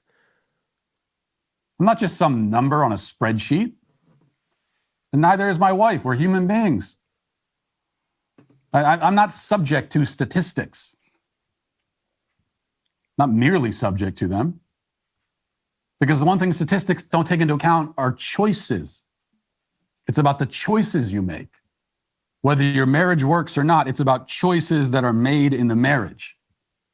Earlier in this segment, he talks about, yes, it is a risk to get married. You might fall out of love. You might get hurt, cheating, all that kind of stuff can happen. But that doesn't mean it's not the right path. And really, there is no right or wrong. Take whatever path you want. But that's the path if you want to save the country or whatever. That's the path you want more people on. Not I tweeted the other day, are there any straight black, you want to use the term black? Are there any straight black males on network television anymore? So that's one path where it's like every male has to be effeminate. And I'm not trying to claim like I'm some masculine dude. I'm just saying I turn on TV and it's just, I'm looking, I'm like every single black male I see is effeminate. I'm all fine with diversity. I have nothing against people who are that way. That's perfectly fine. But at some point it's like, wait a second, this has gone way too far. Way too far. And that's one side. And then Tate is the other side. And both sides lead to the same downfall, or a different downfall, but to a downfall. If one or both of you make bad choices, your chances are going to be very poor. If you make good choices, they won't be. That's what it is. And yet the risk is always there. So will you live in fear of it, or will you have the courage and go forward anyway? One other thing I want to say, and this is important to say, that it's just not true, okay? It's just not true that a life of obscene luxury and materialism and selfishness and self-service and of, sleeping with many different women and all of that, it's not true that is the ideal, which we so often hear these days. That's the ideal. Non-monogamy, having many sexual partners, that's the ideal, they say. That's not true. Much less is it what we are biologically programmed to desire. No, it's what we're culturally programmed to desire. That is the cultural programming. But I know that it's not biological because I'm a biological organism and I don't desire that. I don't want any life but the one I have. I don't want any woman but the one I married. I mean, you could listen to that and say, oh, that's not true. He's just saying it. That's a cope on your part. That's Facts. Resentment, envy, talking. Preach. If I could do my life over from the start, I would find my wife again and marry her again. If I lived 100 lives, I'd marry her in all of them. That's what it means to love somebody. And love is the ideal because it's not mere biological programming. It is transcendent. And trust me, it's well worth the risk. And that'll do. Matt Walsh, ladies and gentlemen. I have my differences with him at times, but the talent is through the roof. My goodness, that was an amazing segment. And what's going through my head in that segment is apps like TikTok, and you could even argue to what my knowledge level is of like Tinder or Bumble or whatever apps people use to meet now. Those are an attack on, well, in a way, those are an attack on what Matt Walsh is talking about right there. He said, me and my wife, we're not statistics. Well, but if you're going to meet on a dating app, they have, long-term is an option. Like you want to, be in a serious relationship. It's not all hookups and whatever, but you're a statistic. That's literally all you are. You're a picture and a statistic. So just off the GP, off the jump, how you meet is a statistic. Not like in the back in the day where it's like, ooh, I see the honey over there, and you might be with your boys, and I'd be like, I'm gonna use this line. Let's see how this works. And then maybe she'd be like, then you go up to her, you use the pickup line or whatever, however you try to slide up in there, and she might slide away, and then your boy's over the corner laughing, or it might work, and they'd be like, ooh, you don't have that. And that there's a loss of connection there. And TikTok is a whole nother level of going against everything Matt Walsh said right there, controlled by what I call an enemy. Katie Porter had news today. I want to get to that. This is big news. My eyes were big. I didn't know this was going to go down. Here it is, everybody. Katie Porter has announced that California needs a warrior in the Senate to stand up to special interests, fight the dangerous imbalance in our economy, and hold so-called leaders like Mitch McConnell accountable for rigging our democracy. Today, I'm proud to announce my candidacy for the U.S. Senate in 2024. We were just talking about Katie Porter yesterday. Jessica, if you're still in, hopefully you can catch this. If not, I'll clip it. I hate that you play these ads and they copyright them. I'm playing an ad to help you. Why would you copyright it? Well, I mean, I'm not necessarily doing it to help, but it helps spread your message. But here it is. I present to you Katie Porter. We're living through a time of extraordinary change. I'm Katie Porter.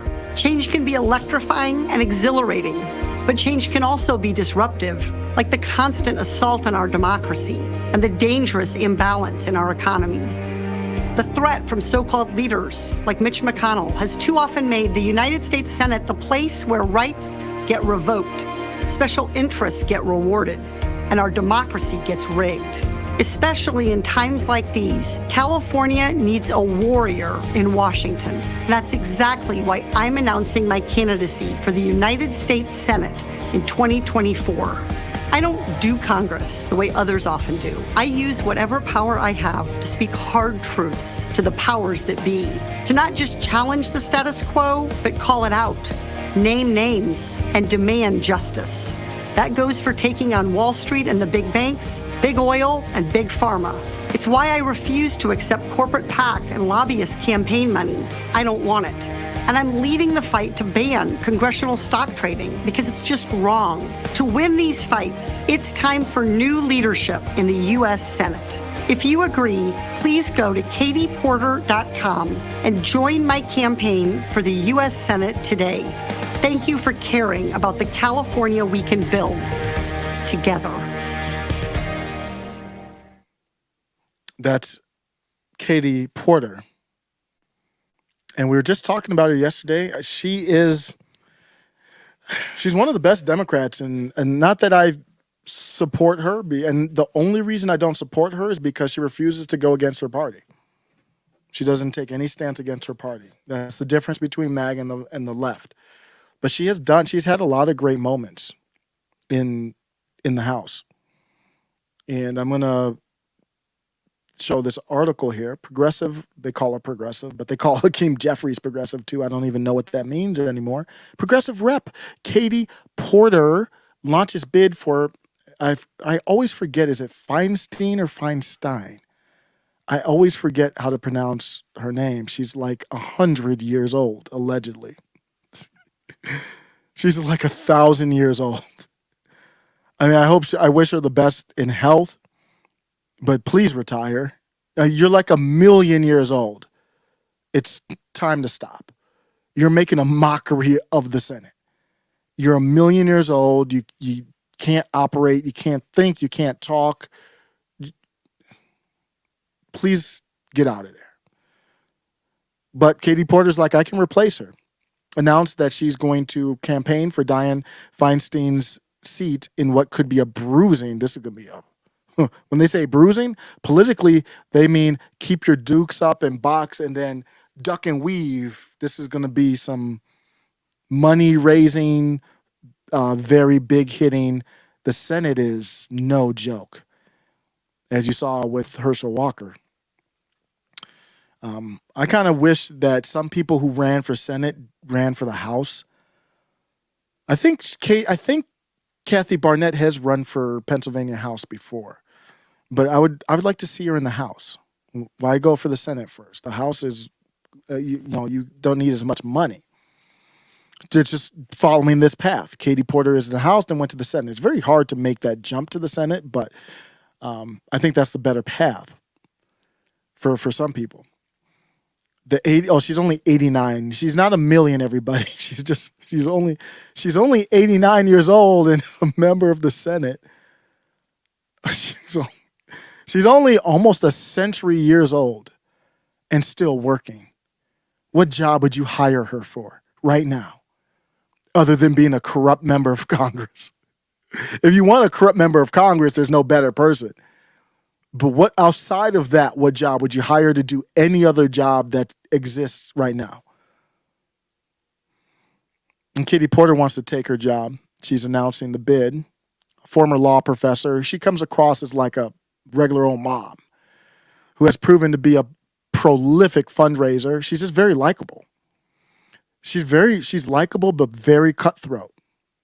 First winning her Orange County area seat in 2018, survived a tough re-election bid in 2022 when the redistricting process placed her home in Irvine within a 47th district in which she had to newly introduce herself to about 2/3 of voters. She's just good at her job. She's really, really good. She studied under Elizabeth Warren at Harvard Law, and she's known for her sharp questioning. Let's take a trip, and I have a clip. I think this is one of my favorite clips, if I got the right one. This is one of my favorite clips of Katie Porter, why I kind of like her. What I'm trying to understand from you is, how did the drug improve? If I were to look at a pill and analyze it from 2005, when it cost $215, and I was looked today at when it cost $763, would that pill be the same? I understand your question about the pill. The manufacturing for it would be the same. Great, thank you. So to put that in perspective, you hiked the price by $500 when the average Orange County senior only has $528 left in their bank account after they've paid their basic monthly expenses. The average Orange County senior can't even afford one pill. I want to turn to one other number, if you would help me. Do you know what this number is?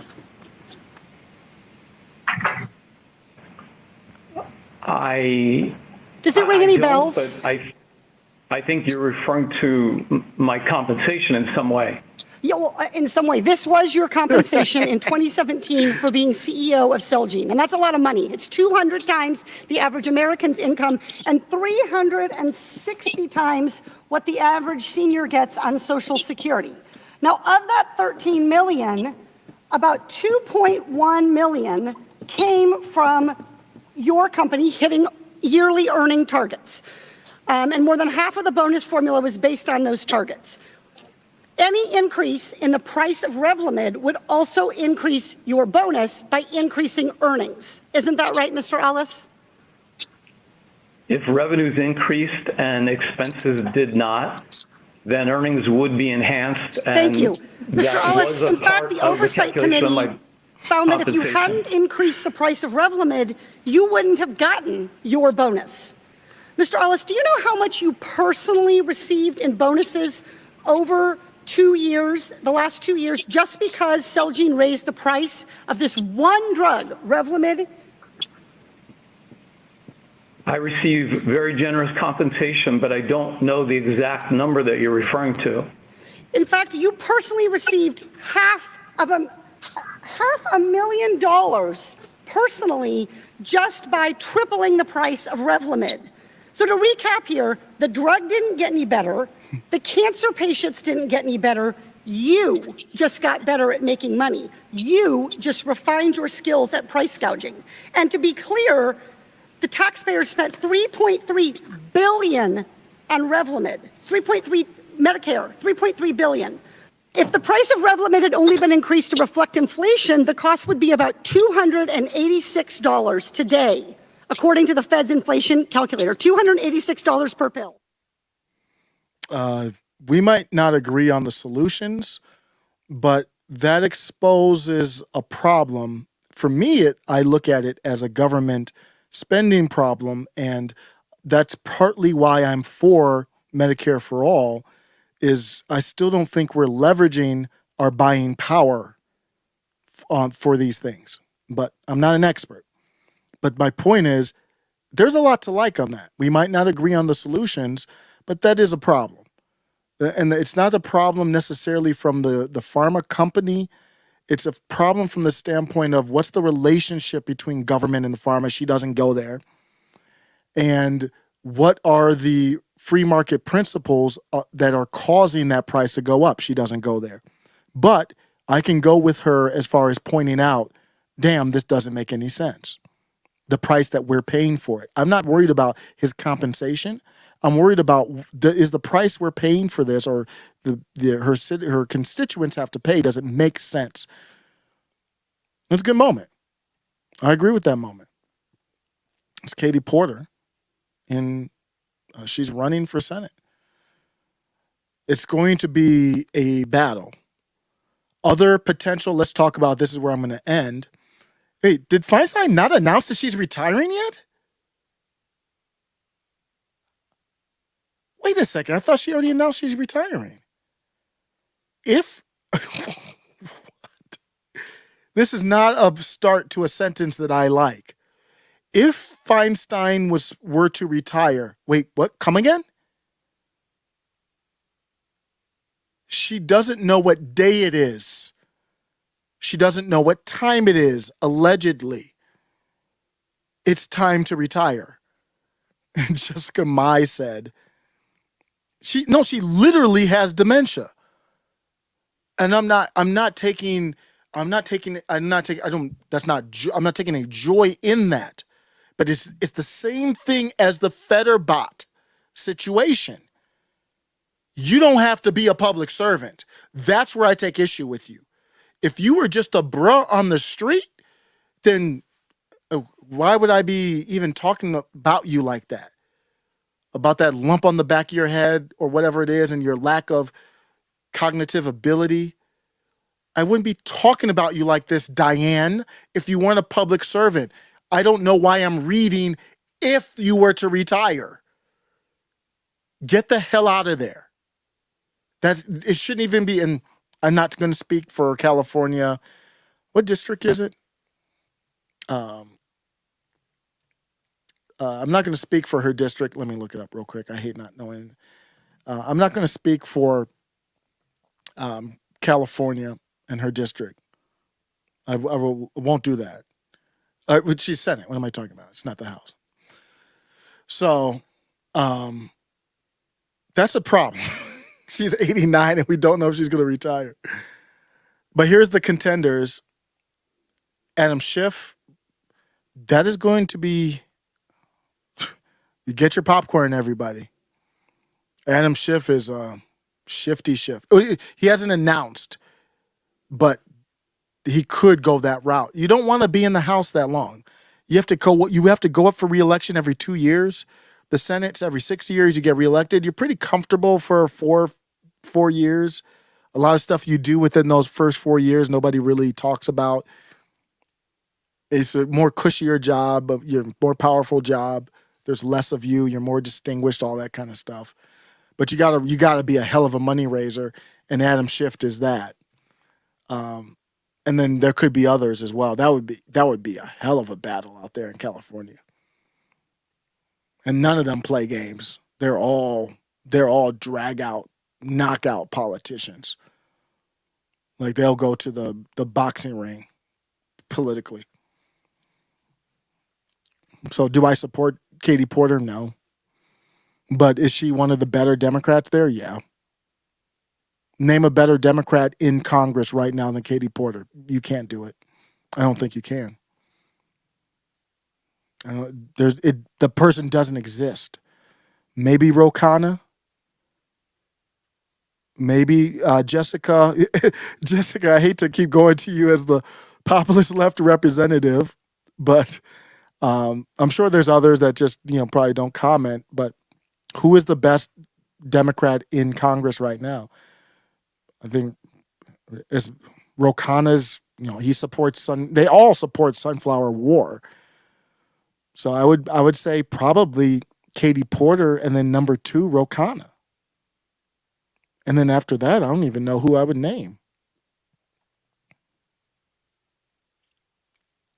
Yeah, I know. Roe has problems. I fully understand that.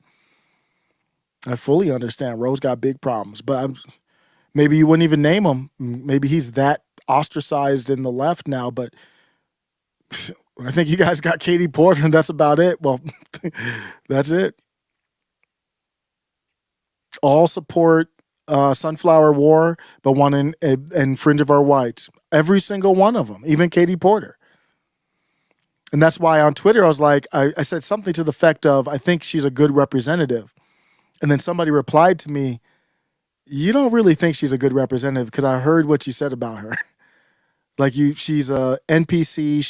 She's against rights. She's against the Constitution. She supports war. So I was like, you're right. I just like her for some strange reason, and she's the best one they got, which doesn't say a lot. It doesn't mean a lot. Let me know what you think on Katie Porter. She's even going to get worse. When you go to the Senate, you typically get more corporate. So we'll see. But I just saw it coming across the headline. It looks like Biden backed off of the gas stove stuff already. And who says Twitter doesn't have it? I mean, it's all Twitter. That's really this pressure coming from is Twitter. Let me see if let me see more about that story. He backed off. Biden official backs off. Let me play this. We got breaking news from 2 hours ago. Before happened, and I didn't know when I did the original story. Biden official backs off gas stove ban. Probably. You know why I was saying that? I thought they might have already had it in place and was rolling it out. But the other part of it too is they're being pushed into they want to go these directions to electrify stoves and cars and all of that. When you electrify it, you connect it to the internet. I can cut everything off. I can cut you off as society, not just Twitter. In my opinion, that's where we're heading. I can cut everything off. You're probably going to see lawnmowers connected to the internet. I wouldn't be surprised. Every device will be connected to the internet. They already got microwaves connected for what? Refrigerators, microwaves, dishwashers connected to the internet. For what? Control. New York Post starts the backtracking like Mike. They try to backpedal here. Why would you backpedal so quickly? This reminds me of the crack pipe. Remember the alleged crack pipe? They backtracked off that real quick. It's getting hot in here.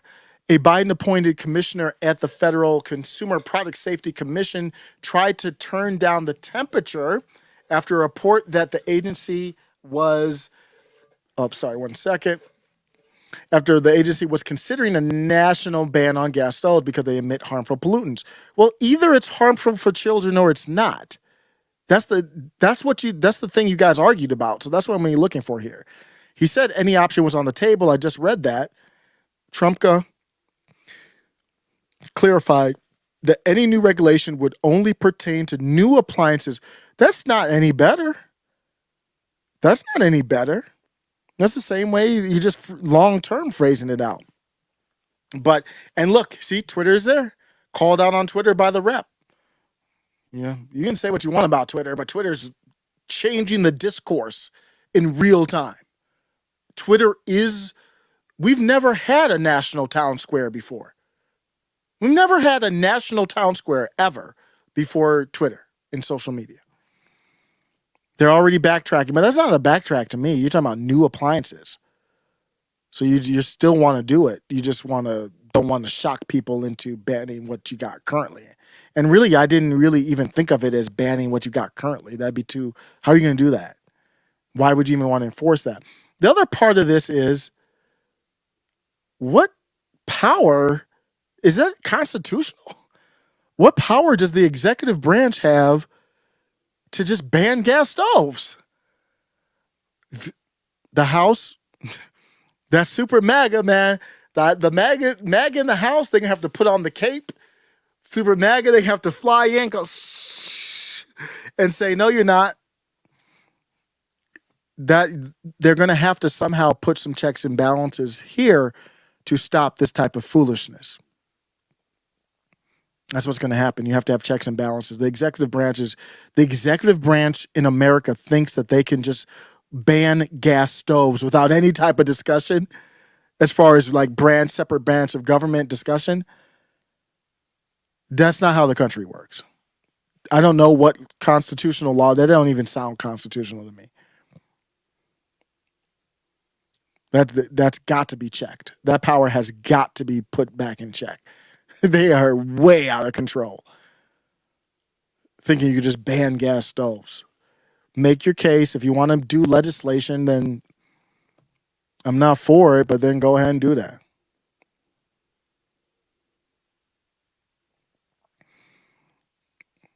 So yep, there's your backtrack already that quickly. I'm going to talk about the One World Government Group in a second here. They're going to be meeting again. What are they going to meet about? Top men. What do top men meet about? Top men. About what they're going to do. The One World Government Forum is going to meet again. We're already here again. It feels like yesterday. Remember where I was doing videos on Posavec was there last time. Got hemmed up. Going back to Switzerland. They're set for record participation as 52 heads of state are going to attend the One Earth Government Summit. Yeah. Swiss town is going to host 52 heads of state and government and nearly 600 CEOs. What does it mean when you mix government? There's a term for that. What's the term for that again? Isn't there a term? I think it begins with an F. Maybe I'm wrong. I thought there was a term for when you get government together and then you get business together and then they get on the same page and work together. I think there's a term for that. I mean, you don't need a term for it. It's just what it is Americans and common people, you just bend over is what the term is. Just go ahead, turn around and bend over. Because you're not involved in none of that. You wonder why they're trying to take away your gas stove. Well, you might want to see that. The organizers said their latest lineup, they're excited for their latest lineup of the elite political leaders, business executives, cultural trendsetters. What's that? Is that new? I don't remember that. What does that mean? There's no cultural trendsetters that aren't online. So they're basically talking about influencers. Movie, entertainment. Is that what they're talking about? Cultural trendsetters. Because they know culture is more powerful than politics. That's part of the reason why Ye kind of had that beef where he didn't go along with the Hillary C and Kim wanted to go with the Hillary C. And I think that's part of what that he at least thinks that's how he broke up his family. By the way, where is Ye? Let me digress for a second. Where's that nigga at? When's the last time you heard from Ye? He was everywhere for a hot second. I'm going to digress before I guess that's all I need to talk about with that. Where's Ye? Where is Ye? Is somebody going to do a wellness check? He's not. I haven't seen him in a minute. And you know why I know? Is because I've been kind of doing, following these, news accounts. I've been following these news accounts, these TMZ type accounts, to figure out, is he going to talk to them, to get those little clips and stuff like that? And I haven't seen any of them with anything. Here's a 1 and 31 second video from Scoon TV, and he wants to know where Ye is too. Kanye West is missing. MIA. He's milk box material right now. Kanye's law firm, Greenberg, Traurig, LLP, has been looking for him to formally drop him as a client. Scoon kind of like his law for, maybe it's just in my head. And I have Scoon's great. Scoon is great. His website's great. Che does, Che, who visits the podcast, does writing for him. But it's kind of funny how he said Greenberg, isn't it? Or is it just me? Right now. Kanye's law firm, Greenberg, Trory. No, it wasn't just me. He kind of was like Greenberg. I don't know why he did that.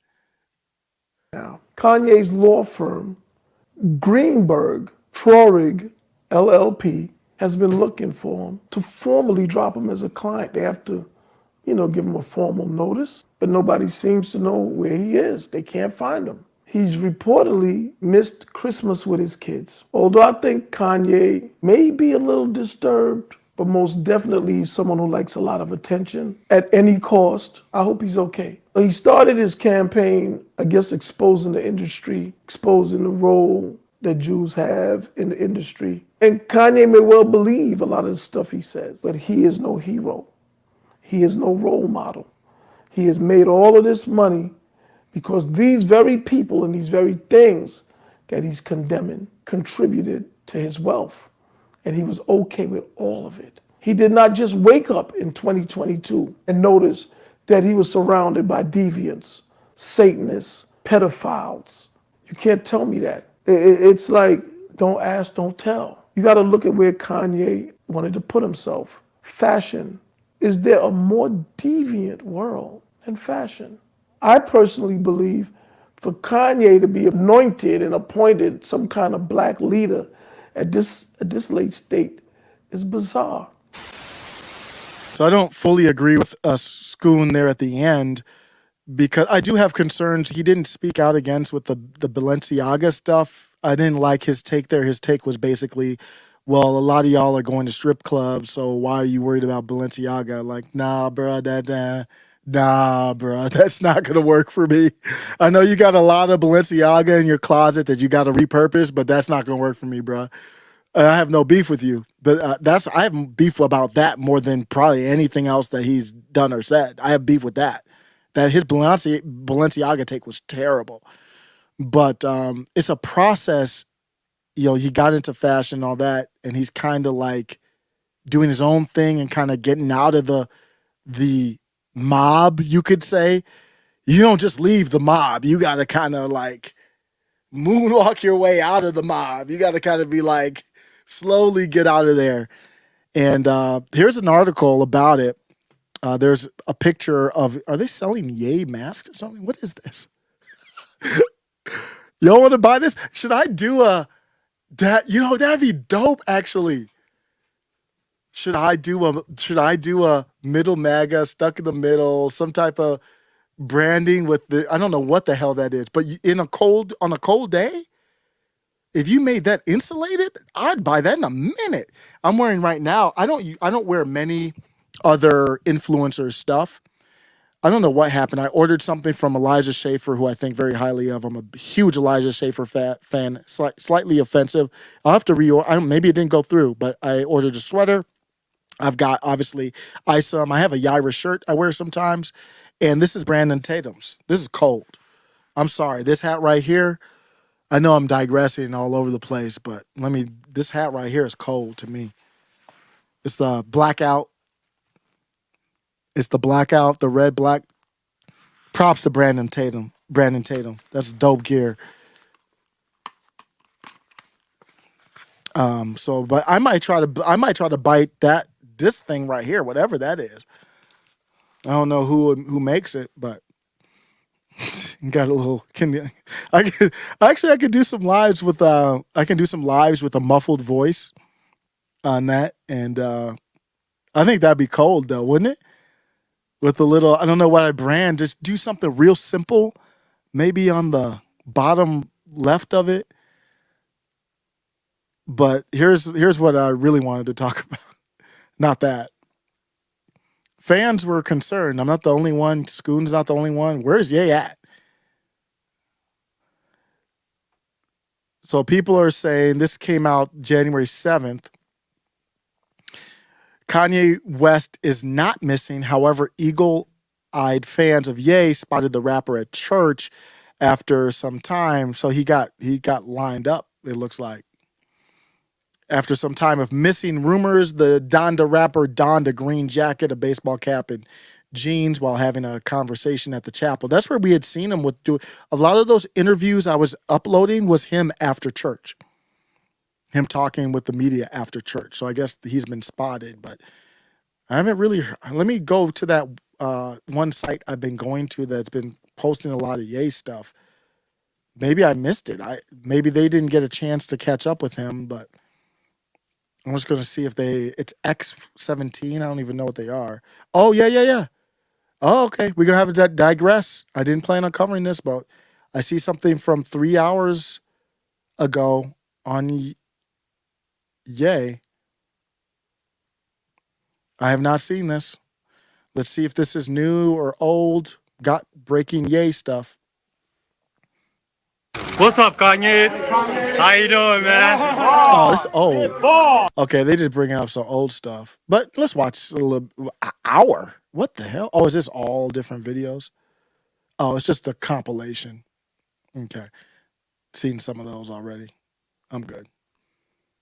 So they know that their Ye videos have been doing very well. Whoops, where's Ye? They know their Ye videos have been doing well. I'll go through that another time.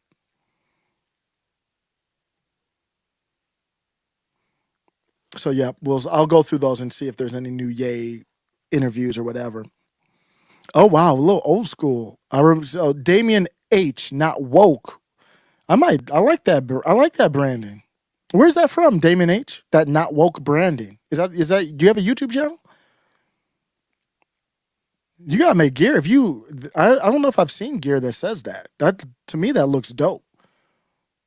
Very simple. I like the bold kind of font. You just put not woke on it. It's a little too direct as I'm talking about, like if you put it on a sweater or something like that. I like it though. I would rock that in a second. Damon H says, still remember listening to the Thriller album on my mom's record player back in grade school. So do I. That album was very popular. I listened to it on record first. Maybe was it on 8-track too? Used to listen to stuff on 8-track. I don't know if we had that one on 8-track, but the 8-track sounds dope. My parents still have it. Still working 8-track at the crib. I like the sound of the 8-track. It's just it's the tape analog sound. Nothing beats a record player though. Oh man, when I had hip hop records, some of my favorite Cannibal Ox. I don't know if there's any Cannibal Ox fans in here. Not too old school. I mean, they're old school, but not like we were talking about Boogie Down Productions yesterday. I had Cannibal Ox record from their classic album. I forget the name. Classic. I already forgot the name. The one with the astronauts on it. Well, it's the only album. It's the only album. What a great album that is. The Cold Vein. LP on the Beats. Man, that album is so good.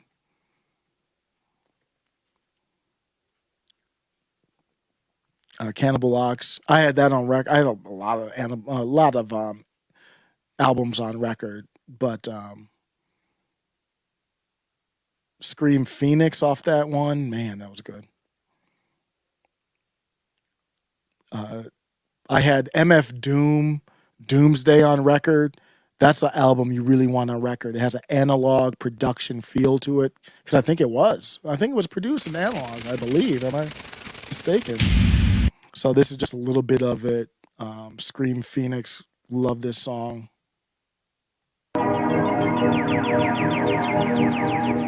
Mega lost, star seen only afar. The physical of my chosen, my craft is balls. We hip-hop distribution. Scars in the hypeness. Rap live, graph artists, and ghetto rap.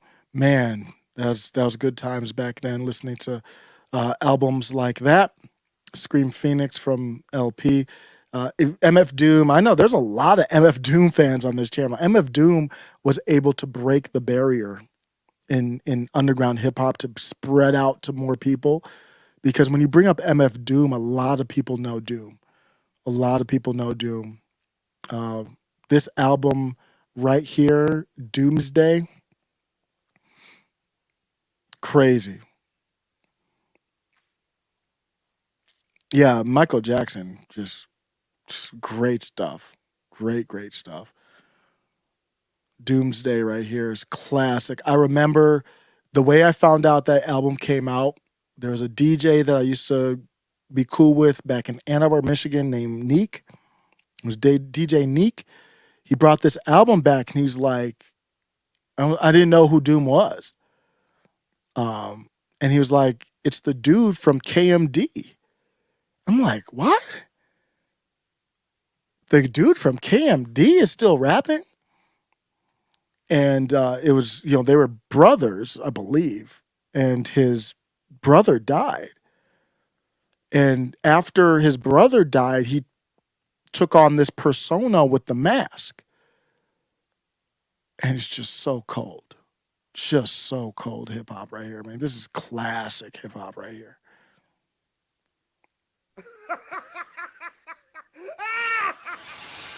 Doom. Mic check. That's that shot. There it is, the Sade sample.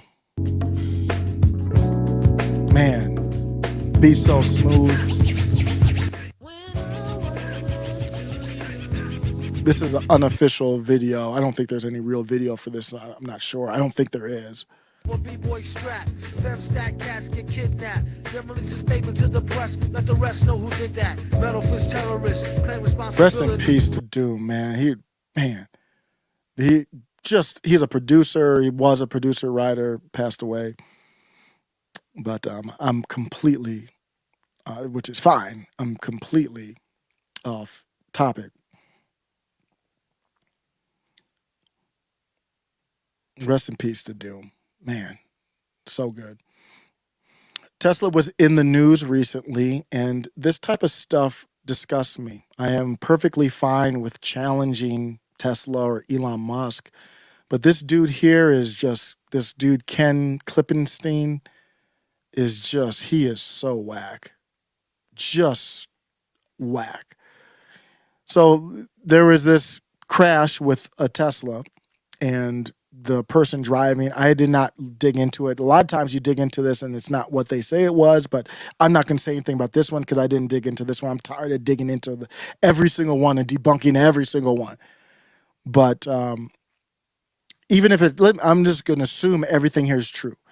That a driver was driving in California on the San Francisco Bay Bridge, and they were driving with the Tesla on the self-driving feature.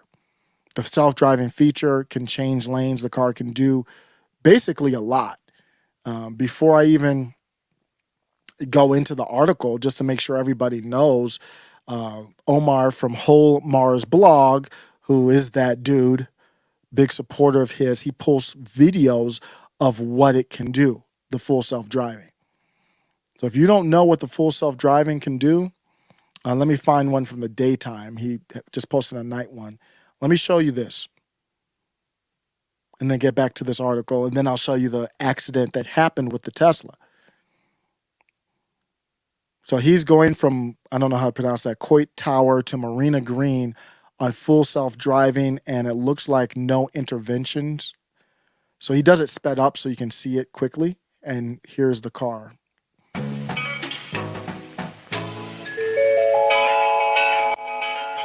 You got feeling the music on that one. So if you're just listening, I'm watching him driving, and you all are watching him driving. The car is driving itself, everybody. Go tell people this is happening. So you might see his hand over here. If you press these buttons or scroll them up, then the car knows you're there. He's not having to do it very often. I don't know what's going on here. Did they change it? Oh, maybe they changed it. He's not even, I'm so out of touch with the Tesla community. I used to be in touch with like every little change, and you used to have to touch that every so often. It might be doing the inside camera to make sure you're watching now. So you don't even have to do anything. The car is driving by itself, everybody. It's driving in the streets and everywhere by itself. The robo-taxis are not far away. I mean, we're not 10 years away. It's making left turns. It's doing everything on its own. Okay, so there it is. He touched the end. He touched it here to show that he's still there. You got to squeeze it pretty hard for that. So I usually would just do that, but that's fine. Whatever is easier. But the car's showing you what it sees. And that car, you see there's a car that turned in front of it, slowed down. The car's driving by itself. And everybody's just yawning like it's no big deal. And the car doesn't need to be pre-mapped like Waymo. Waymo has a fenced-off, geo-fenced area where, okay, you can only drive here, and we give the car a map. This car can do this anywhere in America. I think it's open up to Canada now. You just put it anywhere, and it will do. Sometimes you might have to interrupt it and take it over. It's not perfect yet, but it can attempt to drive anywhere. It does look at the road, paint, but you can do it on side streets too where there's no road markings. He's not doing anything. He might use it. I don't see his foot doing anything. You can accelerate, but he's not doing anything. He's just touching the wheel to let the car know he's still there. Otherwise, it will pull over and stop on the side of the road. Is it just me or is this not incredible? So I can say, this is why I say in this aspect, ooh, you see that? There's a biker there too. And the car picks up the biker. Look at that. There's a biker on the right. There it is. Biker right here. Look at this. A biker's coming in the bike lane off the right, and the car's got to know he's there to slow down. Ain't got no clothes on. Whoop, I didn't mean to turn that on. Wow. Look at that. All the obstacles. I don't think he didn't interject there. Let me see. As the biker comes, wait, did he brake? Maybe he broke. Let me see. No, the car broke on its own. The car had to use the brakes. If it doesn't need to stop right away, the car can just use regen to turn the motors backwards. Just unbelievable. So that's where we are with the technology, and that's the world where Elon Musk is genius, not in the world of morality. He's really bad in the world of morality, but genius in that world. And here's the accident via camera. If you're just listening, I don't think there's sound to this. Yeah, we're under a bridge, and the Tesla is driving under the bridge, and you'll see it at the top of your screen, and it just stops, and the car bangs into it because that's the fast lane. The Tesla just pulls over into the fast lane and just stops. Sometimes these cars, I don't know if it is, but sometimes these cars have phantom braking where it thinks something's there, so it brakes hard. Now, this is a problem because whoever's driving is supposed to take over. Now, it could be awkward if the car stops fast. How quickly can you accelerate? But it stopped, and then as you can see, it created a pileup in the accident because nobody expected a car to stop in the middle of the fast lane. And this is it from another angle. And I'm going to show you my takeaway in a minute. So the car stops up here, and then bang, bang, bang, bang, bang. People were hurt because it's just messed up. I mean, part of it is you really, people aren't paying attention. You can't be driving that fast. At least not the first car, but this other car coming in late is a whole separate issue. You got to have a certain distance. But they're trying to go after Tesla. They're saying that the full self-driving mode is an expanded set of features, and they're saying that Tesla's accounted for almost 70% of the 329 crashes in which advanced driver assistance systems were involved, and the majority of fatalities and serious injuries associated with them. Well, of course they were, because most of the driver assistance cars are Teslas.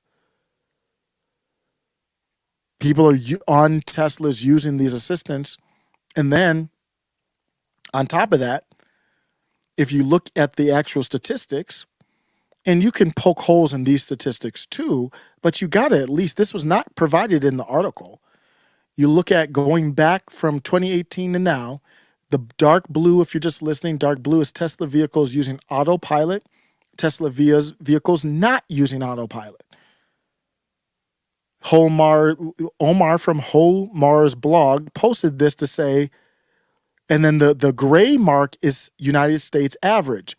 As you can imagine, what I'm showing you is Tesla's on autopilot, Tesla's without autopilot, because some people are saying, oh, the Tesla's with autopilot, it's kind of skewed because you use it on the highway and there's usually no accident. Well, that video was from the highway, expressway, and there was an accident, unfortunately, and let's assume it was on autopilot. You don't want that. But the statistics, these are from Tesla, though. But if these are accurate statistics, it's way safer on autopilot. Even if you don't want to use the autopilot, vehicles not using autopilot are safer than the United States average. So you can have a debate about it or not, but Ken Flippenstein, or whatever the hell his name is, doesn't even bring it up. Probably lost GPS signal under the bridge. I wonder if something happened if it was under the bridge. DeFreak says it's very possible. I don't know what could have happened there. But my point on bringing that up is just, man, if you're going to do an article on it, just bring up all the facts that are pertinent. Don't be disingenuous. That's a hit piece. That's all that is. It's a hit piece. Let me know what you think. So I'm going to be out. I got to go work out again. This is about the time I'm going to be heading out. Yeah, those are the major stories. I think I covered most of the major stories I wanted to cover. Yeah. There was one about crime driving Asian Americans away. That was interesting. Maybe I'll save that for another day, from the New York Times. Going through my Twitter Blue, I'm just going to end with like what other stuff is out there in the ether.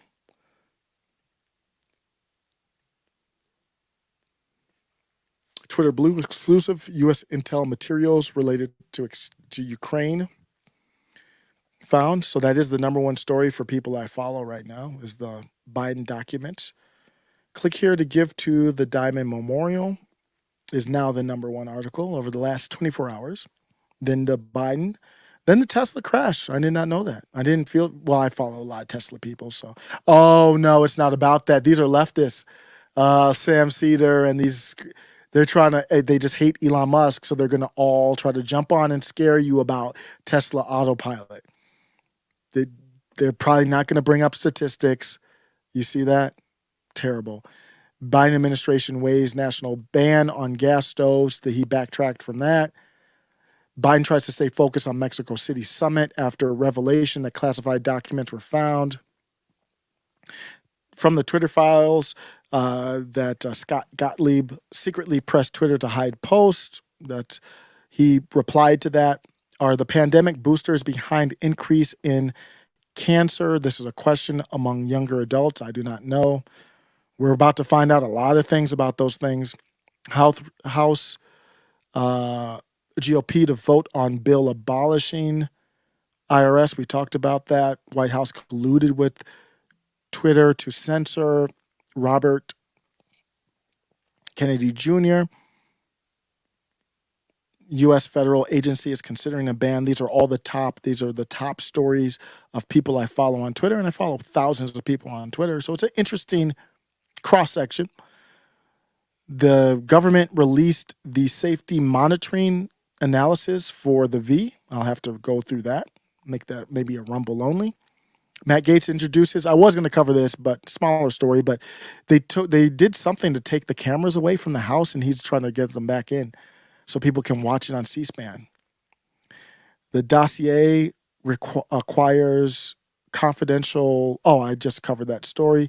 Xi Jinping plans to reset China's economy and win back friends. Yep.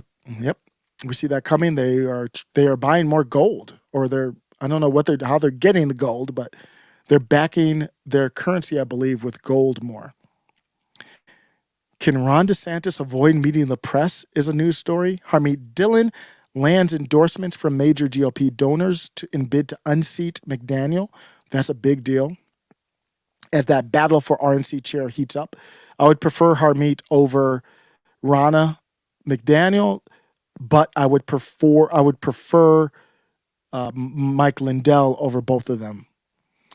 No new study does not link gas stoves. Wait, what? Oh, it's junk science. Ooh, I gotta look at that. I always want to be careful, but it didn't sound right. I kind of expected it to be that. But if you can do junk science to convince people to take a product, then you can do it to anything. Some conspiracies are actually true. Elon reveals the secret operation to censor the critics of the V. Opinion, DeSantis allies plot the hostile takeover of liberal college. Based. Covered that yesterday. I'll cover it again. Tesla files for expansion at Giga, Texas, including cathode plant. I'm not a financial expert. I am not giving advice, but I think Tesla stock is a good buy right now for long term. I'm talking about like 10 years from now, not for tomorrow. I don't do I do not do short-term stock at all. I don't know anything about that. Classified documents from Biden's time as vice president discovered at Penn. We talked about that. I didn't talk about this one. House Republican Pat Fallon of Texas filed articles of impeachment against Mayorkas. That didn't take long. Let's change this to 2 hour, and then I'll be out. Just to see, or 1 hour, what's big over the last hour. Michigan cites racism and decision to ban term field.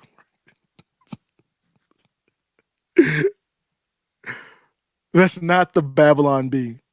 Michigan's Department of Health and Human Services says it will no longer use the word field worker. I feel so much better now that you're not going to use the term field worker.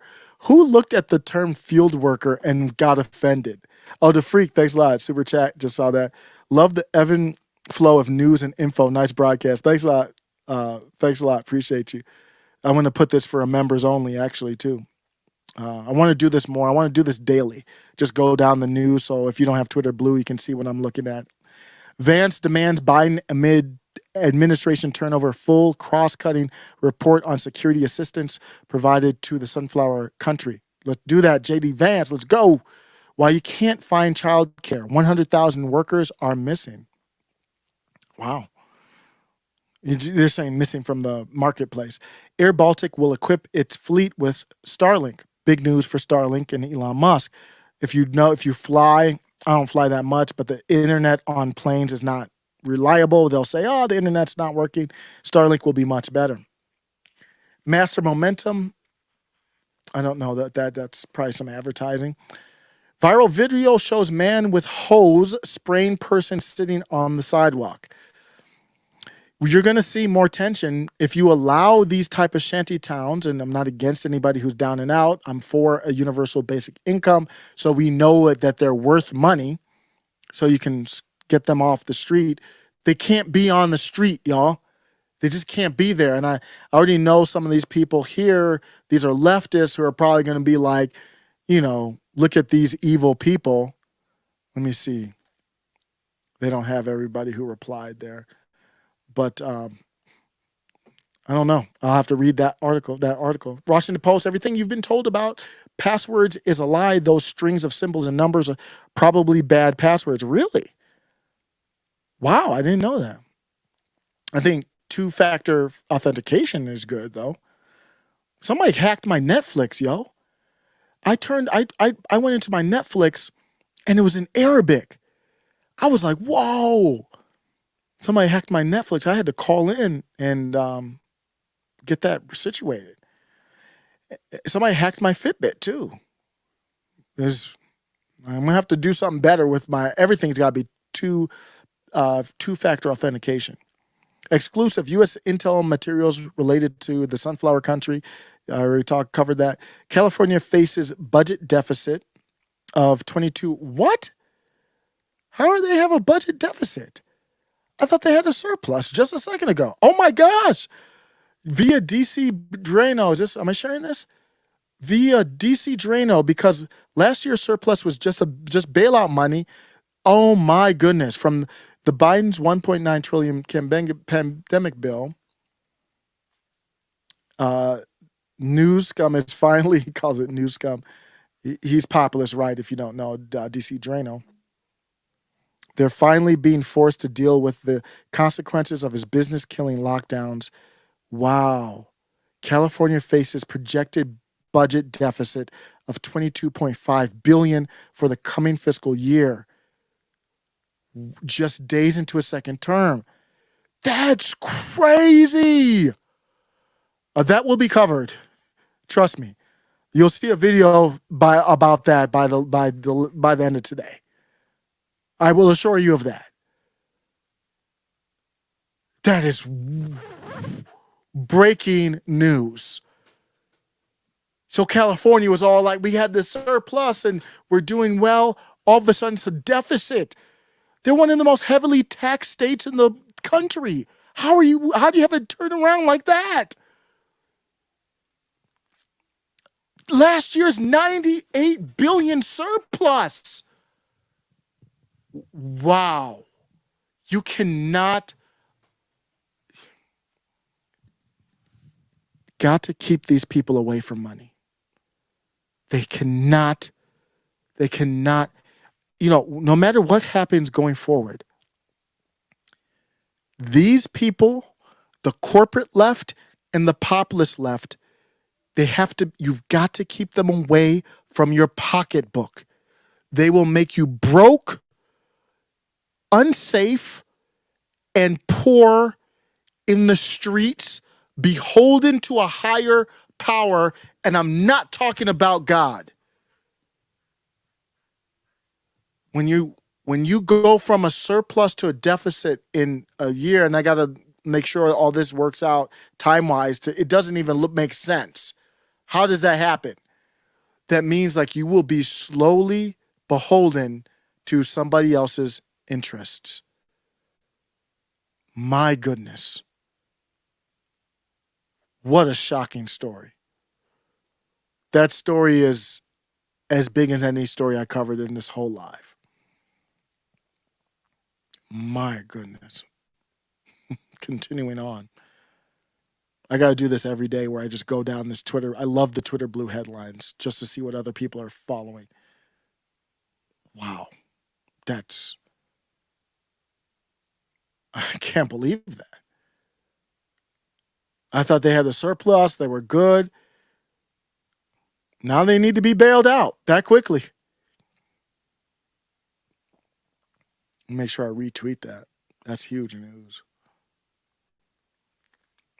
I'm going to have to retweet and like that. DC Drano is a very good follow. Humongous news. And let's see if there's a last. Pussycat Dolls. What the hell?